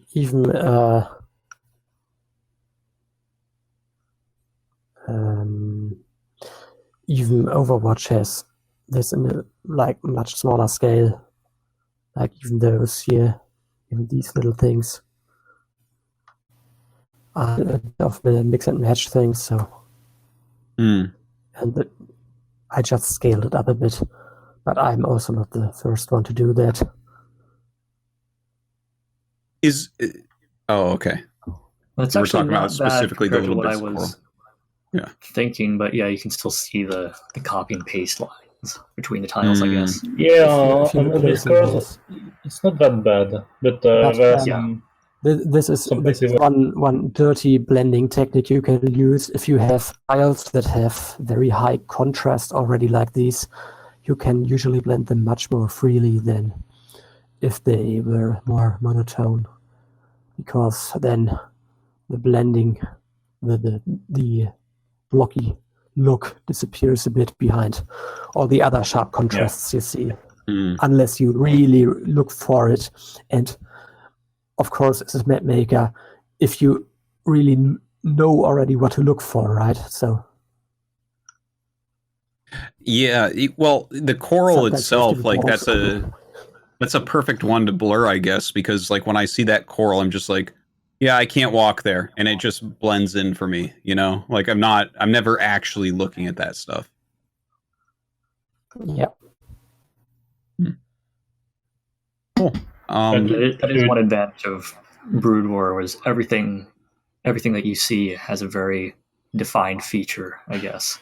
Yeah. Whereas in StarCraft 2, it's our job to try to stay out of players' way a bit and not, I guess, make the mistake of getting too fancy with the decoration around the edges, and it makes players confused as like, where's the pathable area, where's the certain features, etc., etc. Yeah, we have to keep in mind when creating the aesthetics. I think many map makers that start doing a lot of decorations can make many mistakes to give the information where they can work, where they cannot, and especially making areas unpathable that have a lot of space visually. Yeah, one good example. On a few maps, I was, you put high ground pillars for overlords to park on top of. Well, I was thinking these cliffs look kind of ugly. I'm going to put like a large rock doodad around these, or several of them. But then I got complaints as to like with these rocks around the overlord spots, it's harder to tell where the exact edge of that cliff is underneath the rock, so you can tell exactly where you're supposed to park the overlord under there. So I had to reduce those or remove them or scale them down a bit. Sounds like some first world problems right there. Yeah. Kind of ridiculous. I can't imagine being a map maker. Guys, I've learned a ridiculous amount here. Is there anything that like I should have asked you guys about this stuff that I haven't yet, or anything like that before we move into the Patreon questions? Probably a lot. I mean, probably a lot. It's a really, we're going to think of it 5 minutes after the show ends. Really deep thing. I mean, I've been making Brood War maps for like basically since the game came out almost, and I'm still learning stuff. Yeah. I mean, right now I'm at the level where I'm actually reading into the code and really look at how certain things work, and like finally trying to work out how to make perfectly balanced mineral lines, which actually is not a small problem. It is kind of one of the open unsolved problems of Brood War map making. Like I would say mine are pretty good because I've experimented with it for years, and like there's lots of experience. I know how to set stuff up so it works, but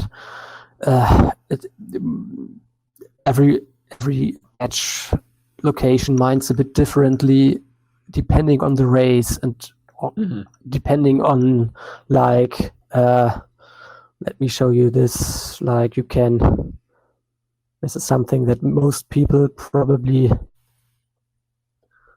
don't recognize, but this is actually Brood War pathfinding made visible. These are the pathfinding regions. Yeah, this is crazy. Which basically form the coarse grid on which Brood War long-range pathfinding actually operates. So you have to take these into consideration if you want to predict how units will travel, how they will mine, and stuff like that. And well, right now I'm actually trying to put numbers on it, but yeah. Well, I tell you what, you're doing God's work right now, because like newer mineral patches are already doing a lot better. For people to put this in perspective, in Brood War, Like on Fighting Spirit, if I'm playing as Terran, I have to cancel my first Marine to make a factory, whereas on newer maps like Sylphid, I don't have to cancel the Marine to make the factory on time. And it's like, that makes a big difference in the way that you play the game, like how well placed the mineral patches are. Yeah, let me look. Fighting Spirit. I have it here. What's that? This should be the original. Like we have, for example, this.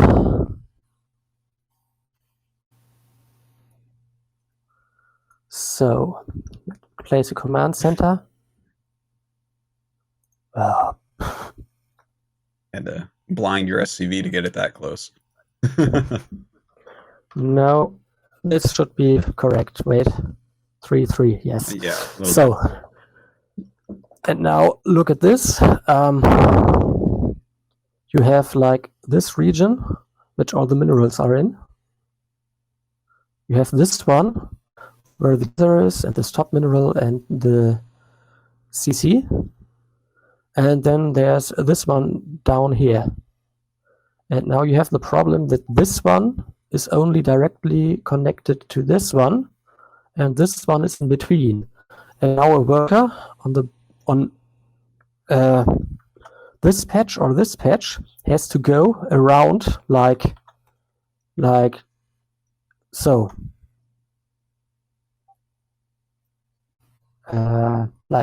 No, it has to go like so instead of taking the direct road, which slows down mineral mining for the space quite a bit. And this is a typical issue, and every single one of the old Casper maps has something like this on probably about half the bases. Like fighting, this base is problematic on Fighting Spirit. This base, not sure. This one is kind of problematic. These one on top and bottom just have terrible mineral layouts in general. Like this one is very problematic, I think, because, well, yeah, this is actually where the resource depot is, and from these top patches to there, you have to go like this instead of just like a nice diagonal like this. So you can try it out in game if you like. You'll see that's exactly what workers are doing. That's so wild looking. That is just, I've never seen anything quite like this. But thanks to, like, this is actually the best thing that Remastered has brought for us. Finally, updates to the map editor. We couldn't even see this stuff before, which made debugging this a nightmare. So, here, of course, you see the little low ground thingies on the ramp. yeah.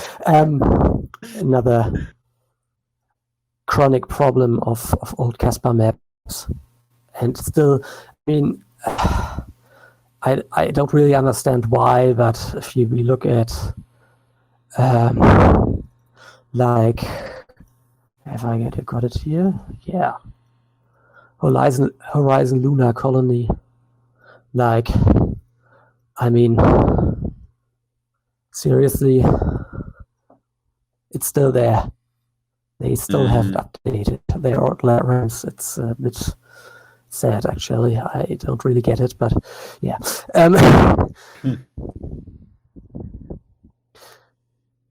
Where was I? What was the question? What was I talking about? Well, it was. Yeah, we talked about mineral patches a little bit and speed of mining, and but yeah, it was just kind of like a general question if there was anything else to bring up. Well, I mean, if we go into the technical stuff, we'll probably never end. But yeah. Well, so maybe I think that's for the user questions.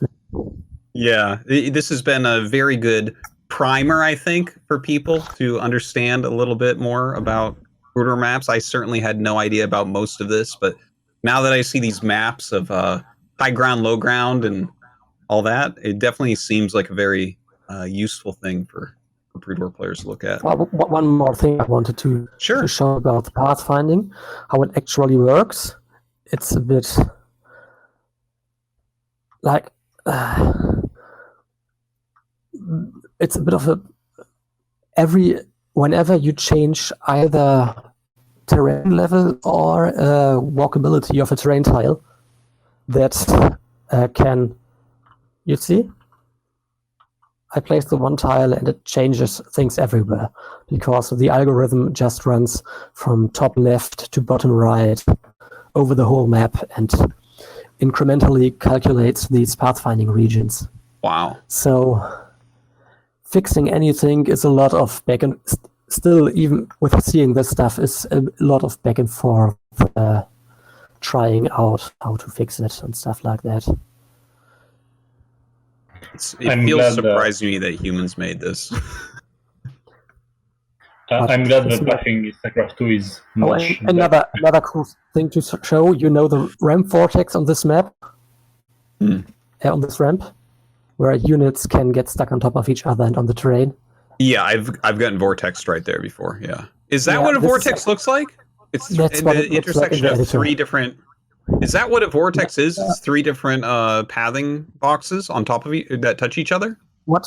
I don't know what you're talking about, or what you mean by pathing box. You know, you see this yellow border here defines the region, right? This is the walkable region that forms the ramp. So what's the green red lines that are there? It's making like an X where the vortex is. Well, that's actually the node. Every region has one node, as you can see here. And green connections indicate connections to neighboring walkable, like to neighboring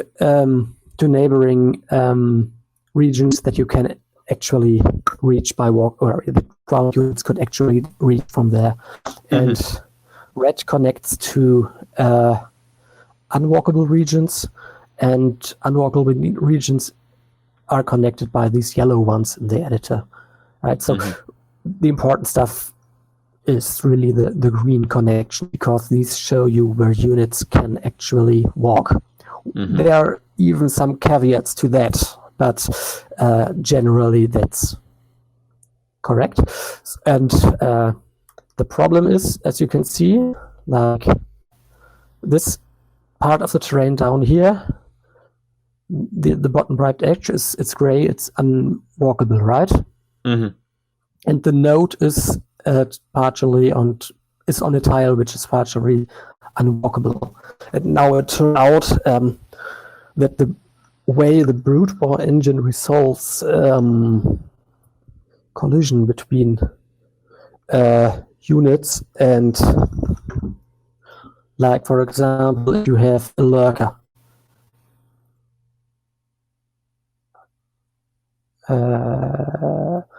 and it is like this. So it overlaps, its collision box overlaps the unwalkable ground.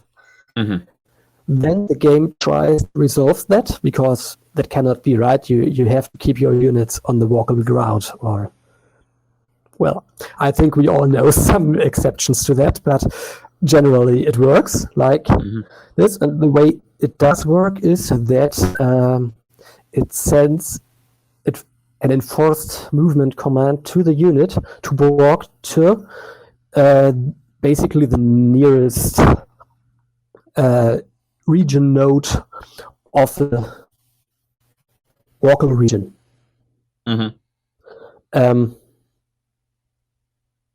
With very little random component to it, which is why the units in the vortex back actually wiggle around a bit.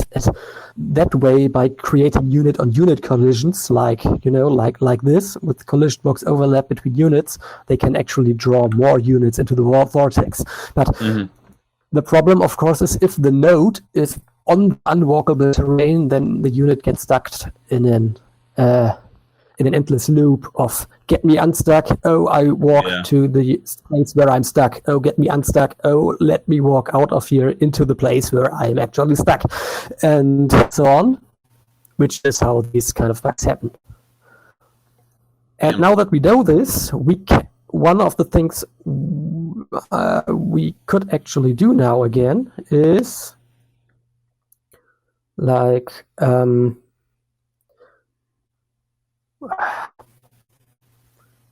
where is it? You remember this one?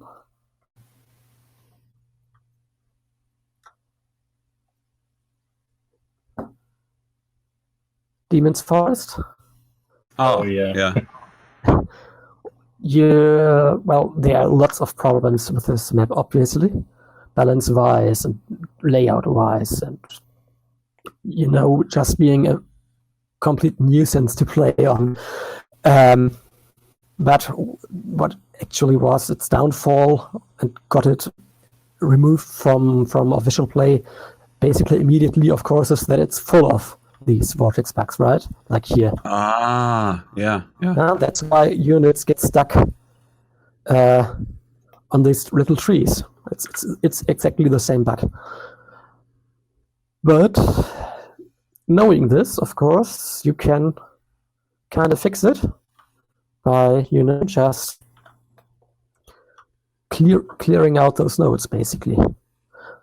Like the only thing that could still happen here, ultralisks are a bit wider. Ultralisks could still get stuck even with this, but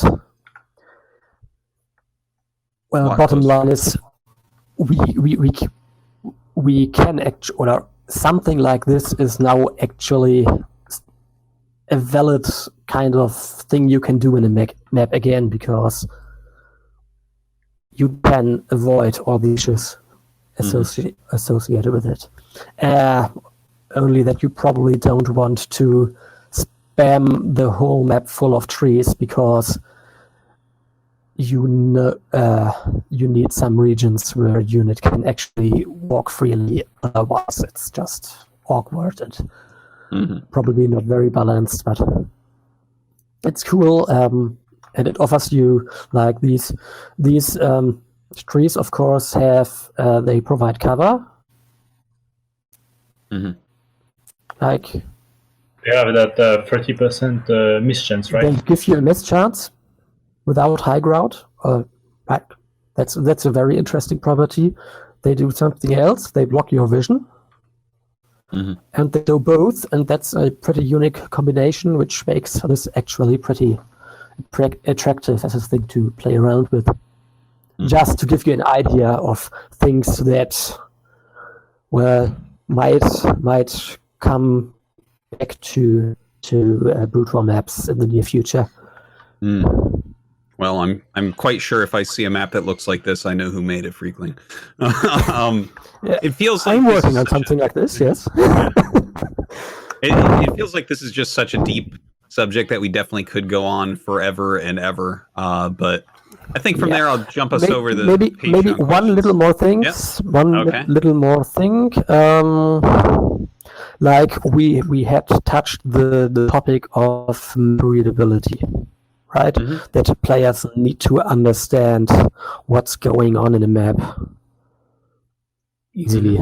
And I mean, brute war helps you a lot. For example, most tile sets, the higher ground is kind of lighter than the lower ground already. Specific types of terrain, generally, there's exceptions and customizations options and some weird tiles with weird properties you can use, all that. But generally, if you see like rocky ground like this, it's not going to be buildable, right? Or if it's just dirt or mud or something like that, or normal grass, then you can build on it. But well, of course, sometimes you have radically new features in a map, and then of course you have to come up with something to communicate to players that something's going on they have to look out for, even if they maybe don't know what it is yet, but it's generally a good idea to give players a hint, I think. we actually chatted about this a while ago concerning whiteout, right? I explained 3 things to you, and this is actually a pretty typical thing because vision blocking is actually like we had this in. It's always been in Brutoir, but it's only really being explored mostly by me since StarCraft. Or for me, it was really what prompted it. The first screenshots of StarCraft 2 with all those nice vision blockers, or noise blockers, as I think they are generally referred to in SC2, going around. And I thought that would be a very neat thing to have in Brutoir, and it turns out you can actually do this with the right tiles. And, well, if you, for example, look at this map, which is... Well, I just finished it. It's currently used in the Brutoir Clan League. Like, there are all these little... Let me deactivate this one. All these little vision barriers around here. And what I then did is, of course, similar to, like, whiteout, for example, but in a more... It looks very StarCraft 2. Right. That's exactly what I tried. I put those tree sprites on it. It's really just the sprites.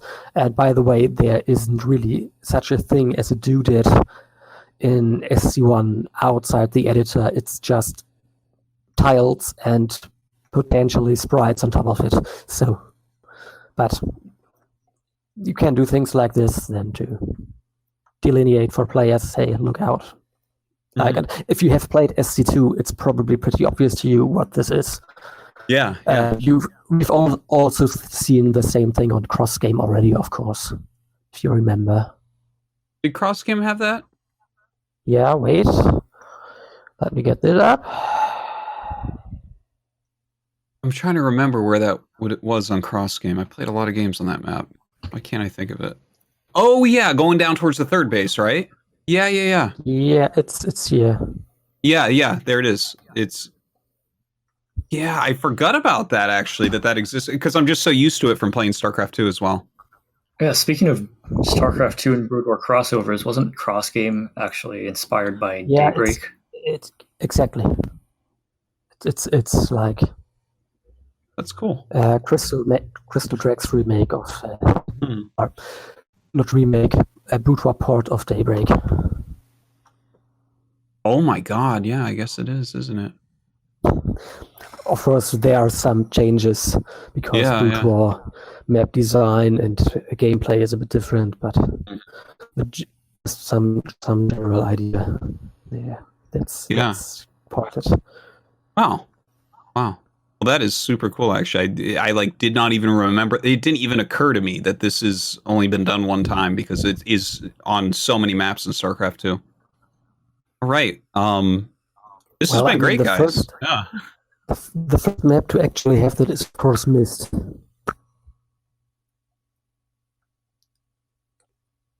I mean, the first map in Pro Play.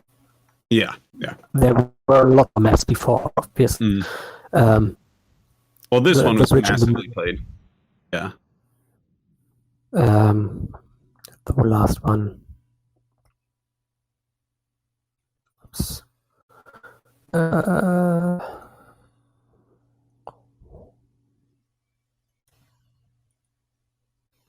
When was that actually? What's going on? Shit.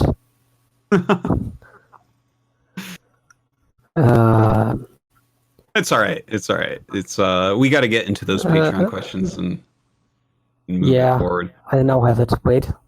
Okay. There it is. Like here, you see the bridge in the middle is made up entirely of vision blocking tiles.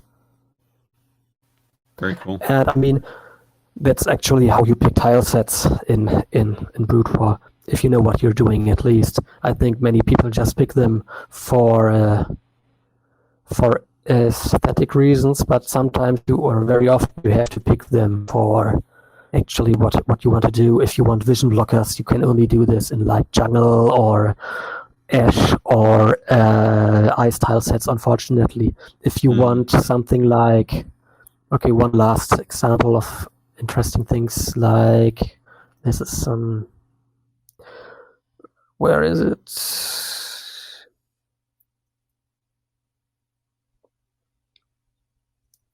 Like this one.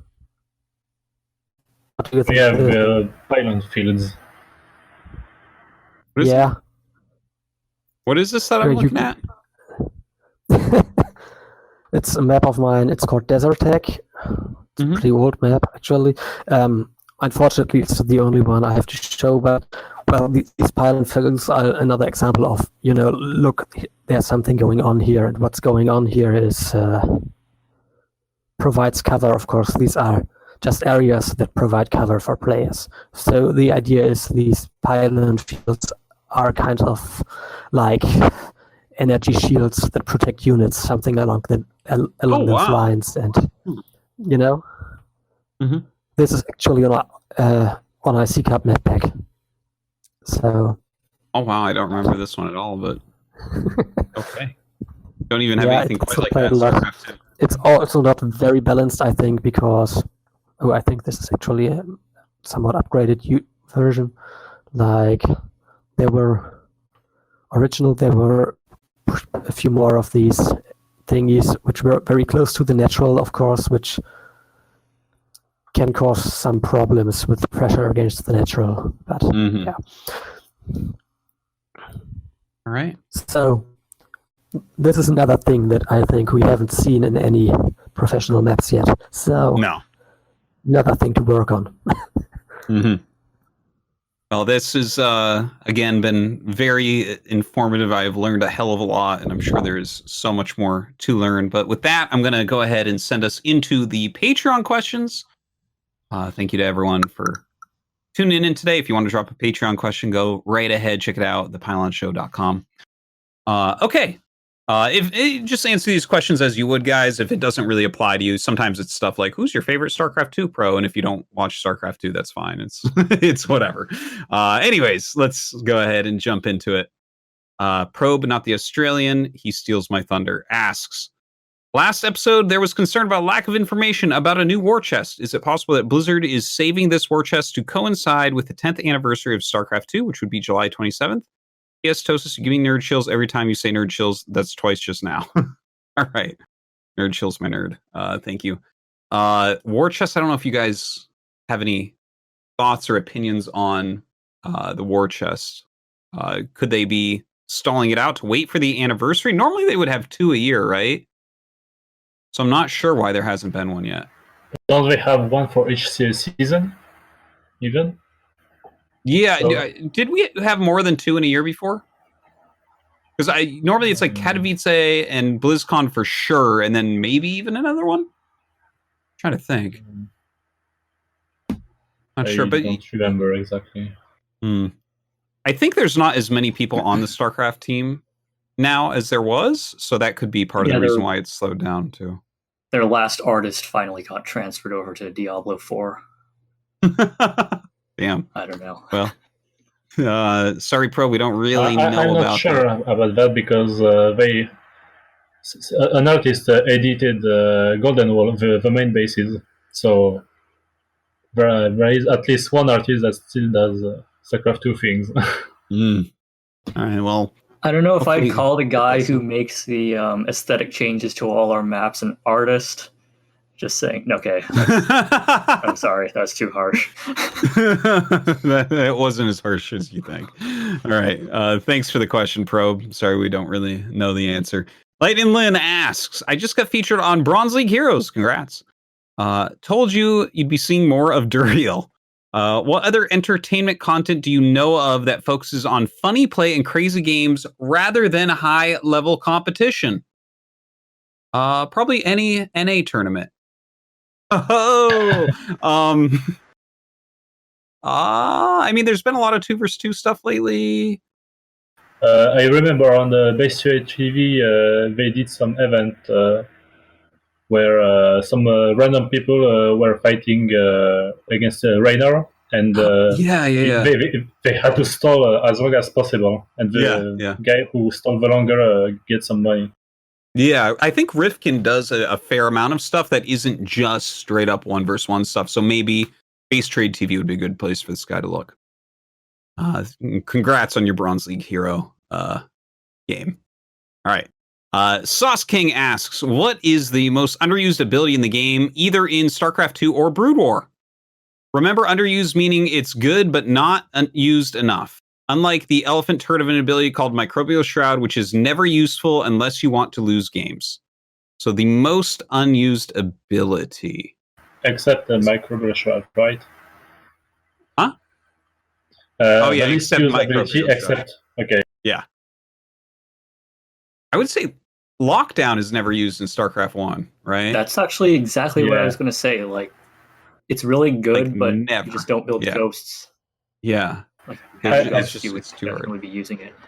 Mm-hmm. I think the last time I saw a Lockdown was in these Pimpus Plays videos on Lost Temple, where Boxer uses Lockdown carriers. Yeah, that shows you just how long ago that was. Yeah, but it is a good ability. Micro intensive. Like it's lockdown. Yeah. Shit. Huh? Can't hear you. Oh. What's going on? Yeah. Okay. Well, Lockdown is my vote. Any other thoughts on that? No. Yeah.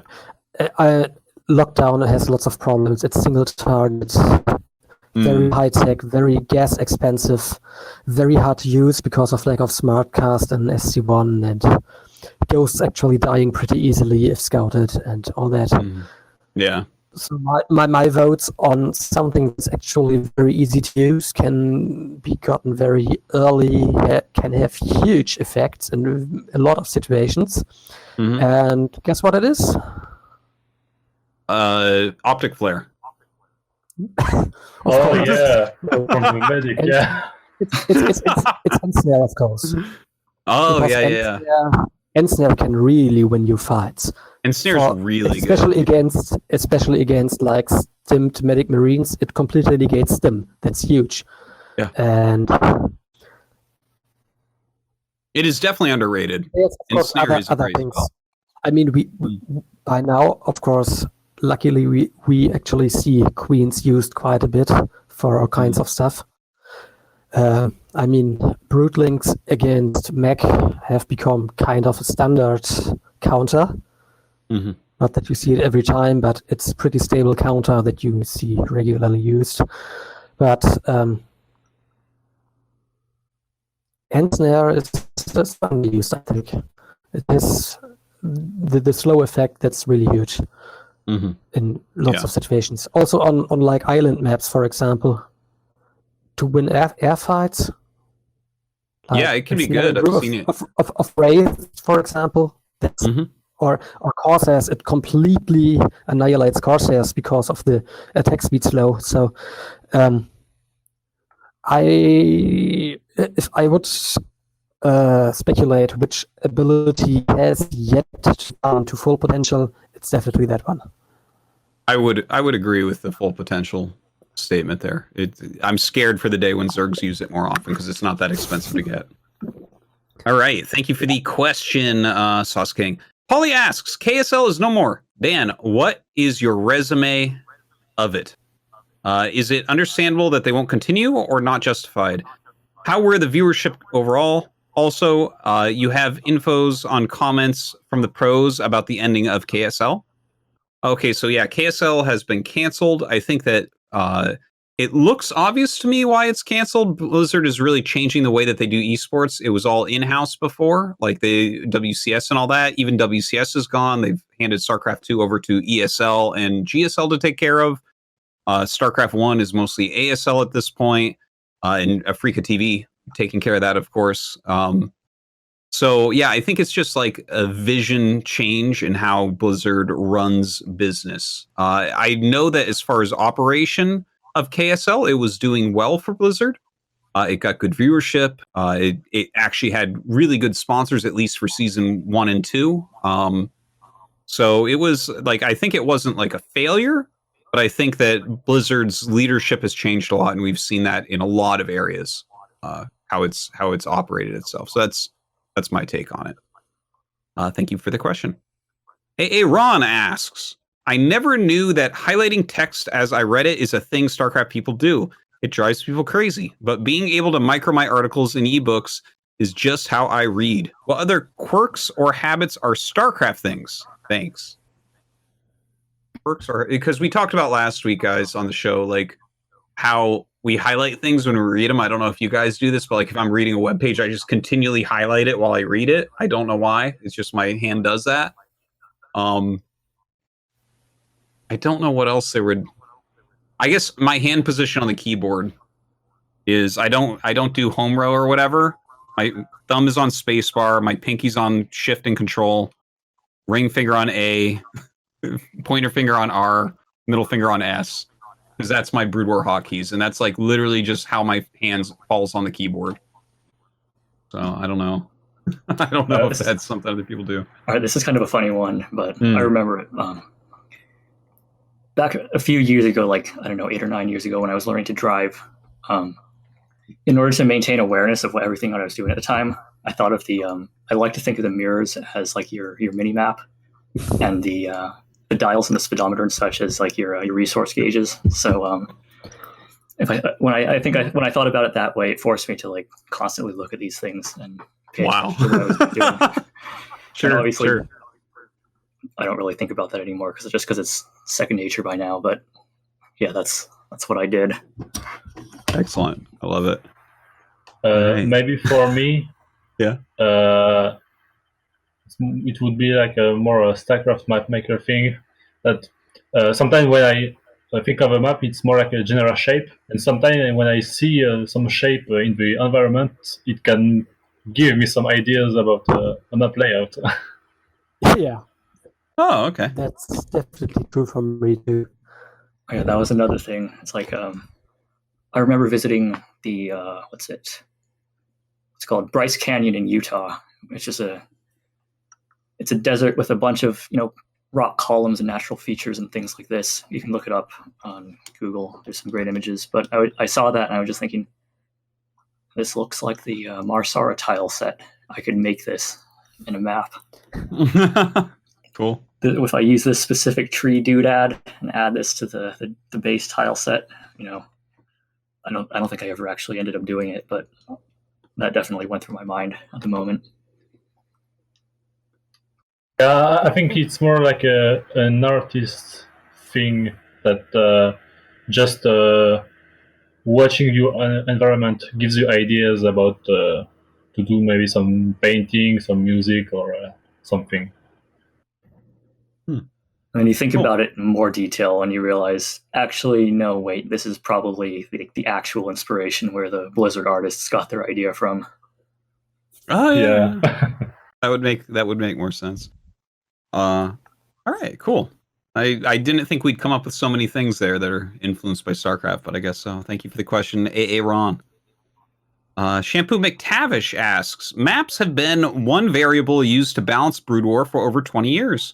While map balance is important in StarCraft 2, it doesn't feel quite as important as the balance team still makes changes from regularly.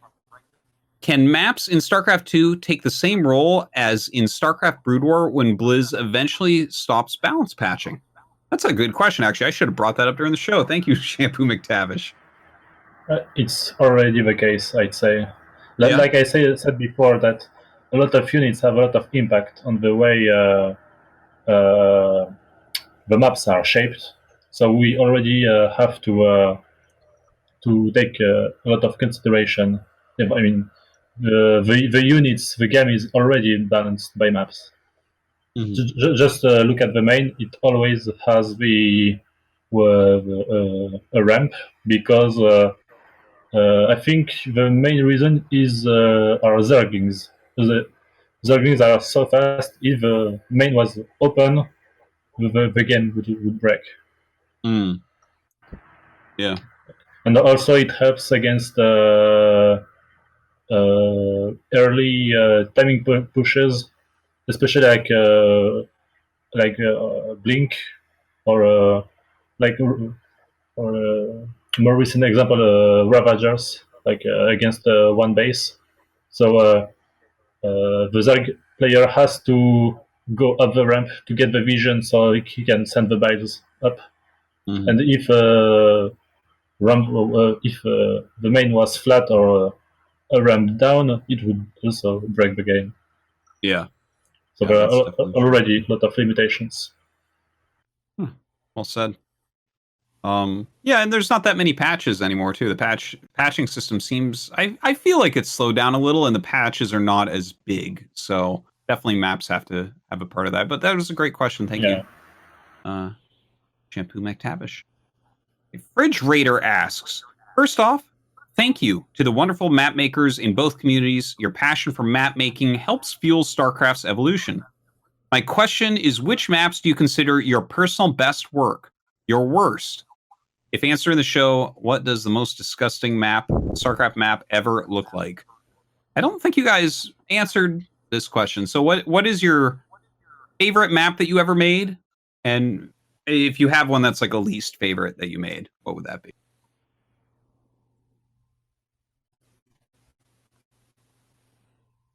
Come on, you guys have to have a favorite map that you made. Let's see.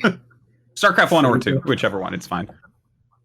In StarCraft 2, like the pair of Catalyst and Blue Shift are I like because they were kind of regarded as sort of the standard of the archetype of StarCraft 2 maps for a while.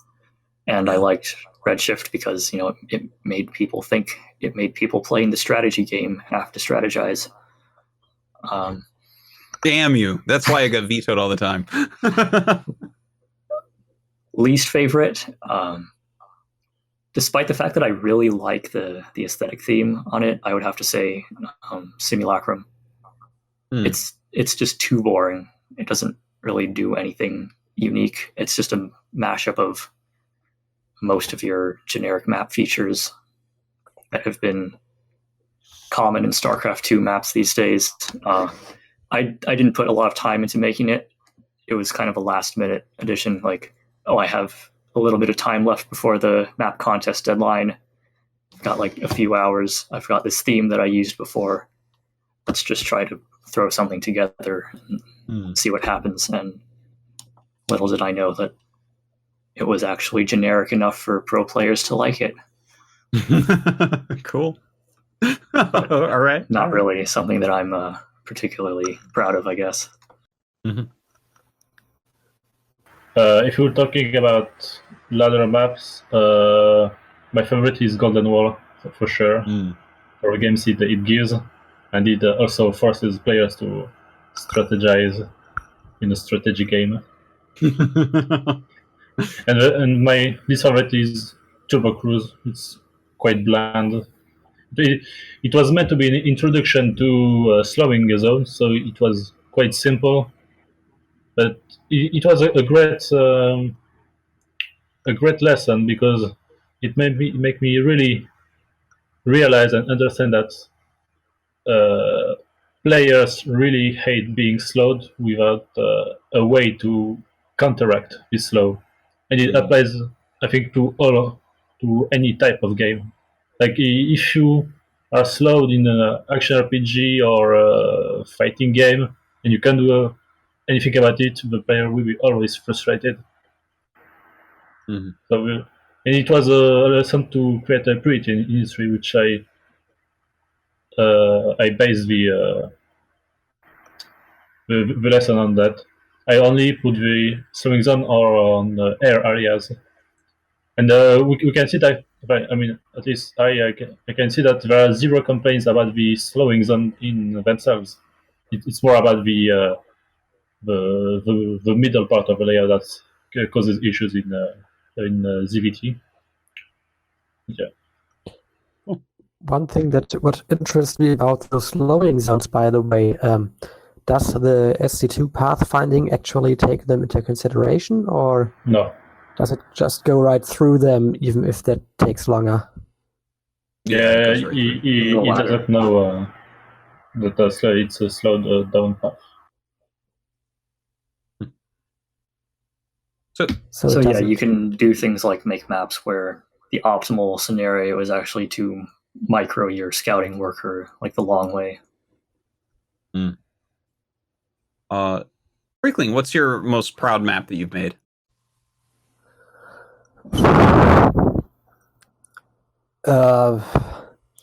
Hard to say. I mean, of the ones that that we've seen so far in play, I would say probably Inner Coven, because that's by far the most interesting one. There's another one that I'm rather fond of. It's where is it? Don't know if you have seen this one before. This is actually kind of inspired by one of Negative Zero's maps. What was it called? Terraform. Terraform. I can see it. So yeah, it's a bit of a 3-player Terraform. That's cool. Only real problem with this map is, I mean, of course, balance is a bit. We have these really gas exposed here, which could cause a bit of a balance concern. But we'd really need some data for that, of course. Only thing that really prevents me or holds me back from advertising for this map a lot right now is, unfortunately, these are also causing a bit of a pathing issue. So sometimes units can get a bit stuck on these bases if you don't know what you're doing and setting your rally points right, stuff like that. So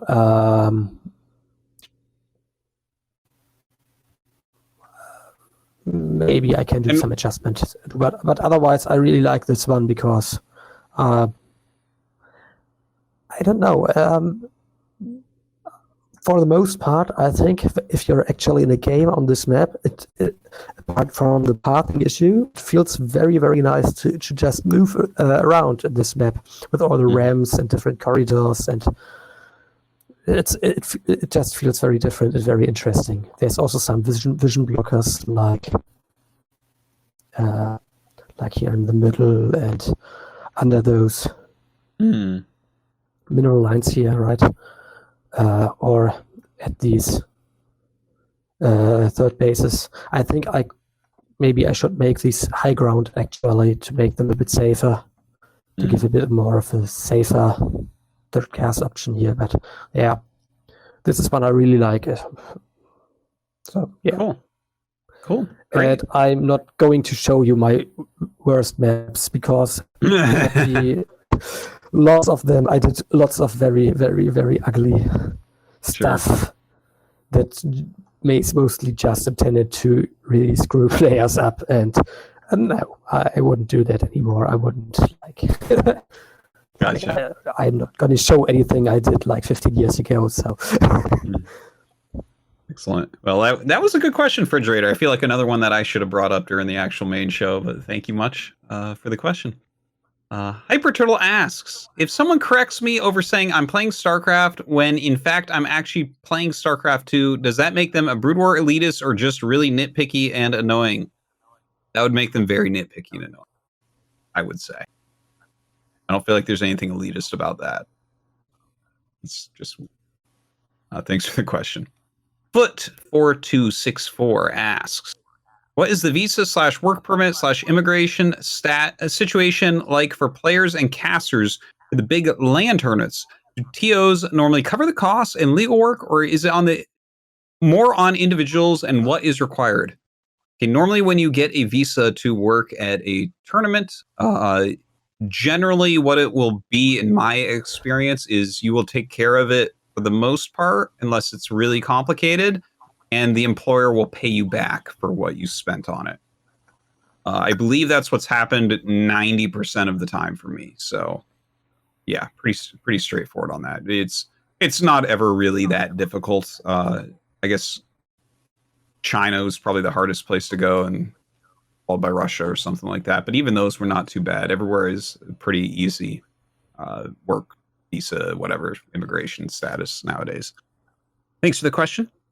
Blackfost Weber asks, Dear Artosis, I wish you a happy belated birthday. Thank you, man. Hope you had a beautiful day. The clip with your kids congratulating you was really cute. I just want to thank you very much for everything you do, be it this show, in depth, or trying to get answers for silly questions here. Thank you so much. I appreciate it, man. That's very kind of you. It was a great day.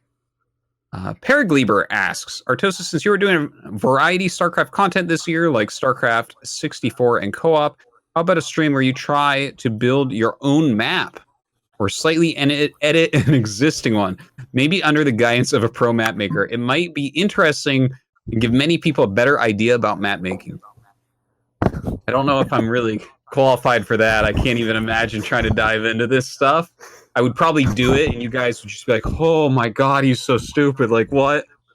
And my maps, I'm sure that they would have some bias in them, because I'm so fucking sick of unbuildable tiles. I want to be able to build turrets during my push, okay? Like the old days on... we definitely should set that up, I think. Yeah, it could be fun. Interesting. I'd love to watch that. Thank you for the idea, Farragleber. We'll definitely take that into consideration. That would be fun. Last question. Just one thing. It wouldn't be a bad idea, because when we create maps, we kind of are tunnel visioned in what we can do. And sometimes I remember a friend wanted me to coach him to make a map, and he started to create a terrain. It made me realize that it's something that it was never tried before. It was a pocket base that has a path directly to the natural, but that base was super far away from that natural. So some inexperienced people can bring a lot of new vision to a field. Yeah, that makes perfect sense. Actually, And actually, I don't know if that works for me though, because I play and watch so much that I'd probably just try to make circuit breakers again, but like in desert tile set, you know. But that's not such a bad idea, actually. Like just making an actually symmetric 4-player map for brute war, and just trying to do it well, like with regards to the layout and the bases and all the mechanics and distances and all the stuff. It's a good starting point. Yeah, I wouldn't mind seeing like updated versions of some of the maps. Actually, now that you mentioned that. Well, I actually have them lying around. I have a bug fixed version of Fighting Spirit. I have a bug fixed version of Circuit Breakers. I have an updated version of La Mancha. I have partly updated versions of like lots of other maps, like Blue Storm or Matchpoint, or pretty much most maps that have recently been used. Problem is, it's really for a tournament elements to pick these up. Otherwise, it's pointless. And there isn't much echo in that regard, unfortunately. I would like to see it, actually, because a lot of these older maps are good, but they're just like have little broken pieces. Like, I think Fighting Spirit is one of those where it's like, if someone made Blue Fighting Spirit, I forget what it was called, but it was actually like, I was like, damn, give me that map instead of Fighting Spirit. It looks updated and like a little bit smoother on some of the pathing. Yes, I think. Yeah. All right. Well, a very good idea, Paragleber. Thank you for the question. We could make a different shade of overgrowth. Well, the pro gamers will be very happy with that. Plenty of Ohanas and overgrowths for everybody. All right. Some drunk Canadian asks. Oh, sorry. Go ahead. I was just going to add really quick that something like that has kind of already been done. I think Snoot and Avex collaborated on a map, and it actually made it to like top 3 TLMC, but it never got played. Damn, that's cool. Snoot's a smart guy, though. Which map was it? Do you remember? Kwangsan? Okay. Yeah. Cool. All right. It was just a standard map. Well, Snoot is a macro player. Makes sense, I guess. Some drunk Canadian asks 2 questions. 1 to Dan: can we have a guy in the chat shirt, hoodie, mug available to purchase on Matcherino for the Pylon show? We will look into that. Thank you for the idea. 2 to everyone: if you were a sentient cheesecake, what brood or race would you play? Sending much love from the drunken Pacific Northwest. Protoss, because you don't need hands for that, right? Bam! He got it. Okay, I'm kidding. I mean, being a cheesecake means you have to cheese every game, right? Again, Protoss! So, look at this! or just Zerg and just 4-5 pool every game. And there you go. We know it. Probably not Terran. Can't play Terran. No, absolutely not. All right. Well, those were the questions. Thank you so much, guys, for checking those out and asking the questions and everything. Okay, so for the shout-outs,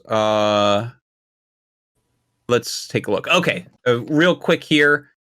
Big thanks to everyone who has supported the Patreon, and a big thanks to our $100 Patreon subscribers: Manard, Astrofin, Field of Sins, Jerry Wang, Shane, and VDEC. Really appreciate you guys for supporting so heavily.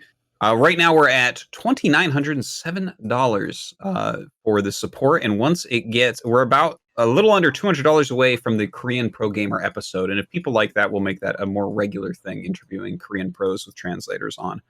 But yeah, if you would like, please check out the Patreon, guys, and yeah, that's how we run the show. So thank you everyone who has done so.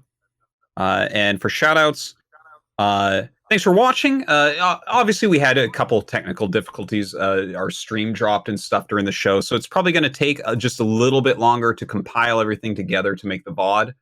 We have to patch together the audio and stuff. But and by the end, I think we were really smooth and very nice. So thank you for that, and sorry for the delays. Special thanks to Cobra, Alessandro, and everyone else who helps bring the Pylon show together each week. It is absolutely not me.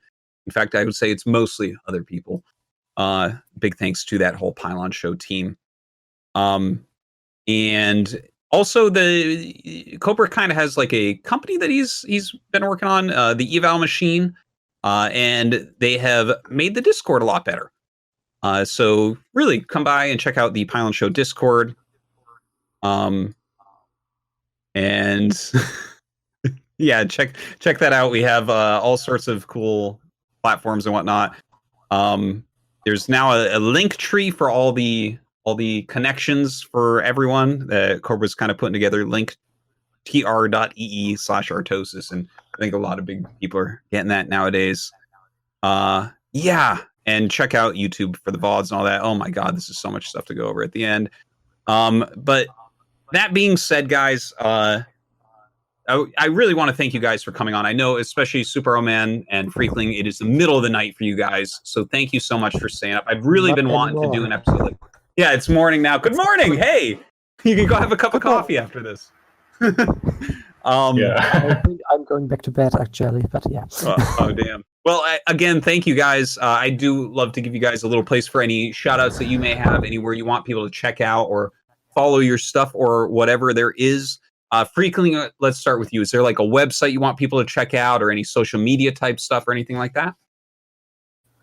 Well, one definite shout out I want to give is to Shanko, who was recently on your show, and the Brute War AI people who, well, on whose Discord I've been hanging around a lot recently, because these guys are obviously very good at all the technical stuff, really understand like the game mechanics and stuff.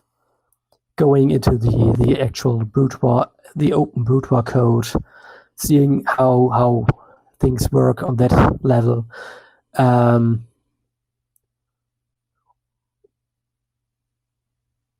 Yeah, so that's oh, they're great. They're great. Great. I guess I should also give a shout out to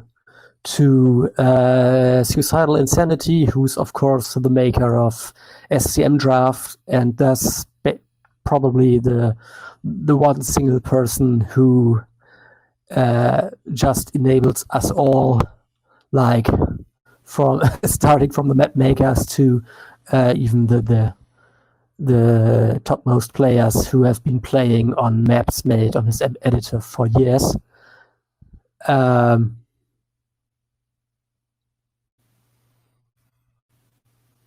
Who else could I have a shout out to? Well, I guess on people on Team Liquid in general. Yeah. And well, let's leave it at that. All right. Thank you much. And yeah, those guys are all great. Superman, where can people find more of your stuff? Is there anywhere you want them to check out, etc.? I mostly post on Twitter about maps. So if I create some maps, lately I try to show one game on one of the new maps that bring some new gameplay. Mm-hmm. So my Twitter is the same with my nickname Superman. I also have my portfolio of all my maps I created in all games. So it's superman.net. So if you can check out some of these maps. And all the maps you can see on... most of the maps are uploaded on .net, so you can play all the maps you can see on my website. I'd like to give a big shout out to the Map Cave, where all the map makers hang out, and to the community of broodwarmaps.net, where I started my map making career. It's what really kickstarted it. Cool. So it was great. Well, I of course shout out to broodwarmaps.net. Yeah. Yeah, broodwarmaps.net. Yeah. Cool. All right, excellent. And my nerd -0, what about you? Where can people find more of you? Oh, I think you're muted right now. Yeah. I've given up on trying to explain my Twitter handle. Just go to Artosis's tweet advertising this thing and click on it, and you'll find my account. It looks like the word anti-gravity, but it's not. It's an 8-letter cipher of -0 or something like that, right? Yeah, pretty much. There we go. Let's see, shout outs. Oh, well, let's see. Do I have anything else to... Okay, one of these days I'll work up the courage to actually plug my SoundCloud on here, but I won't do that now. Let's see.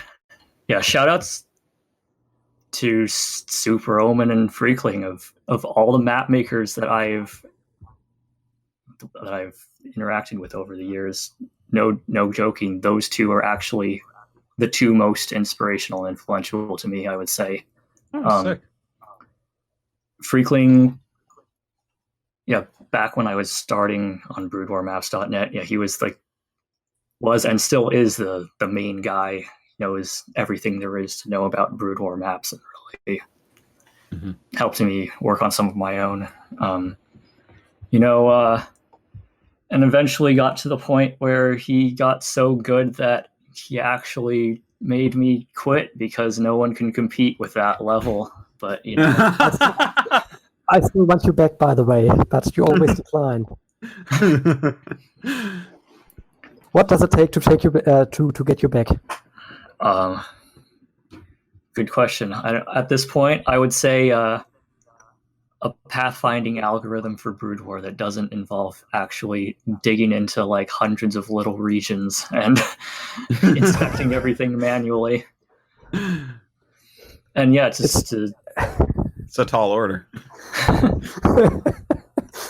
Yeah, we have to convince Blizzard of this, I think. Yeah.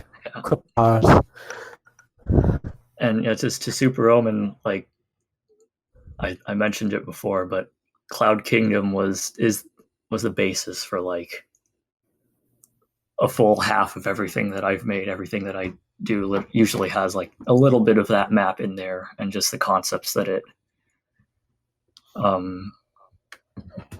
really emphasized. And I wanted to give a shout out to that map, and also to Freakling's own map, Oxide, which together I think are two great examples of what I think are a very solid principle to follow in map design in general, where the later the game and the larger your army is, the longer the attack path and more awkward it should be to actually traverse that path. I brought that map up, by the way.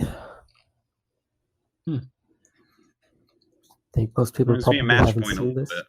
That's cool. Oh, match point. Yeah, that follows the exact same principle, where you have the narrow path through the center, and you have the longer path around the high grounds. But yeah, a lot of the things that I've done have tried to follow that general idea. I mean, that's generally how you should design a 2-player map. Having different pathways and probably a somewhat less advantageous primary path that's just like low ground or tighter or both, or blocks out some units, stuff like that. And it has the S shape. The super S shape. Of course. It's important. There's another interesting thing. Like you said, this is basically like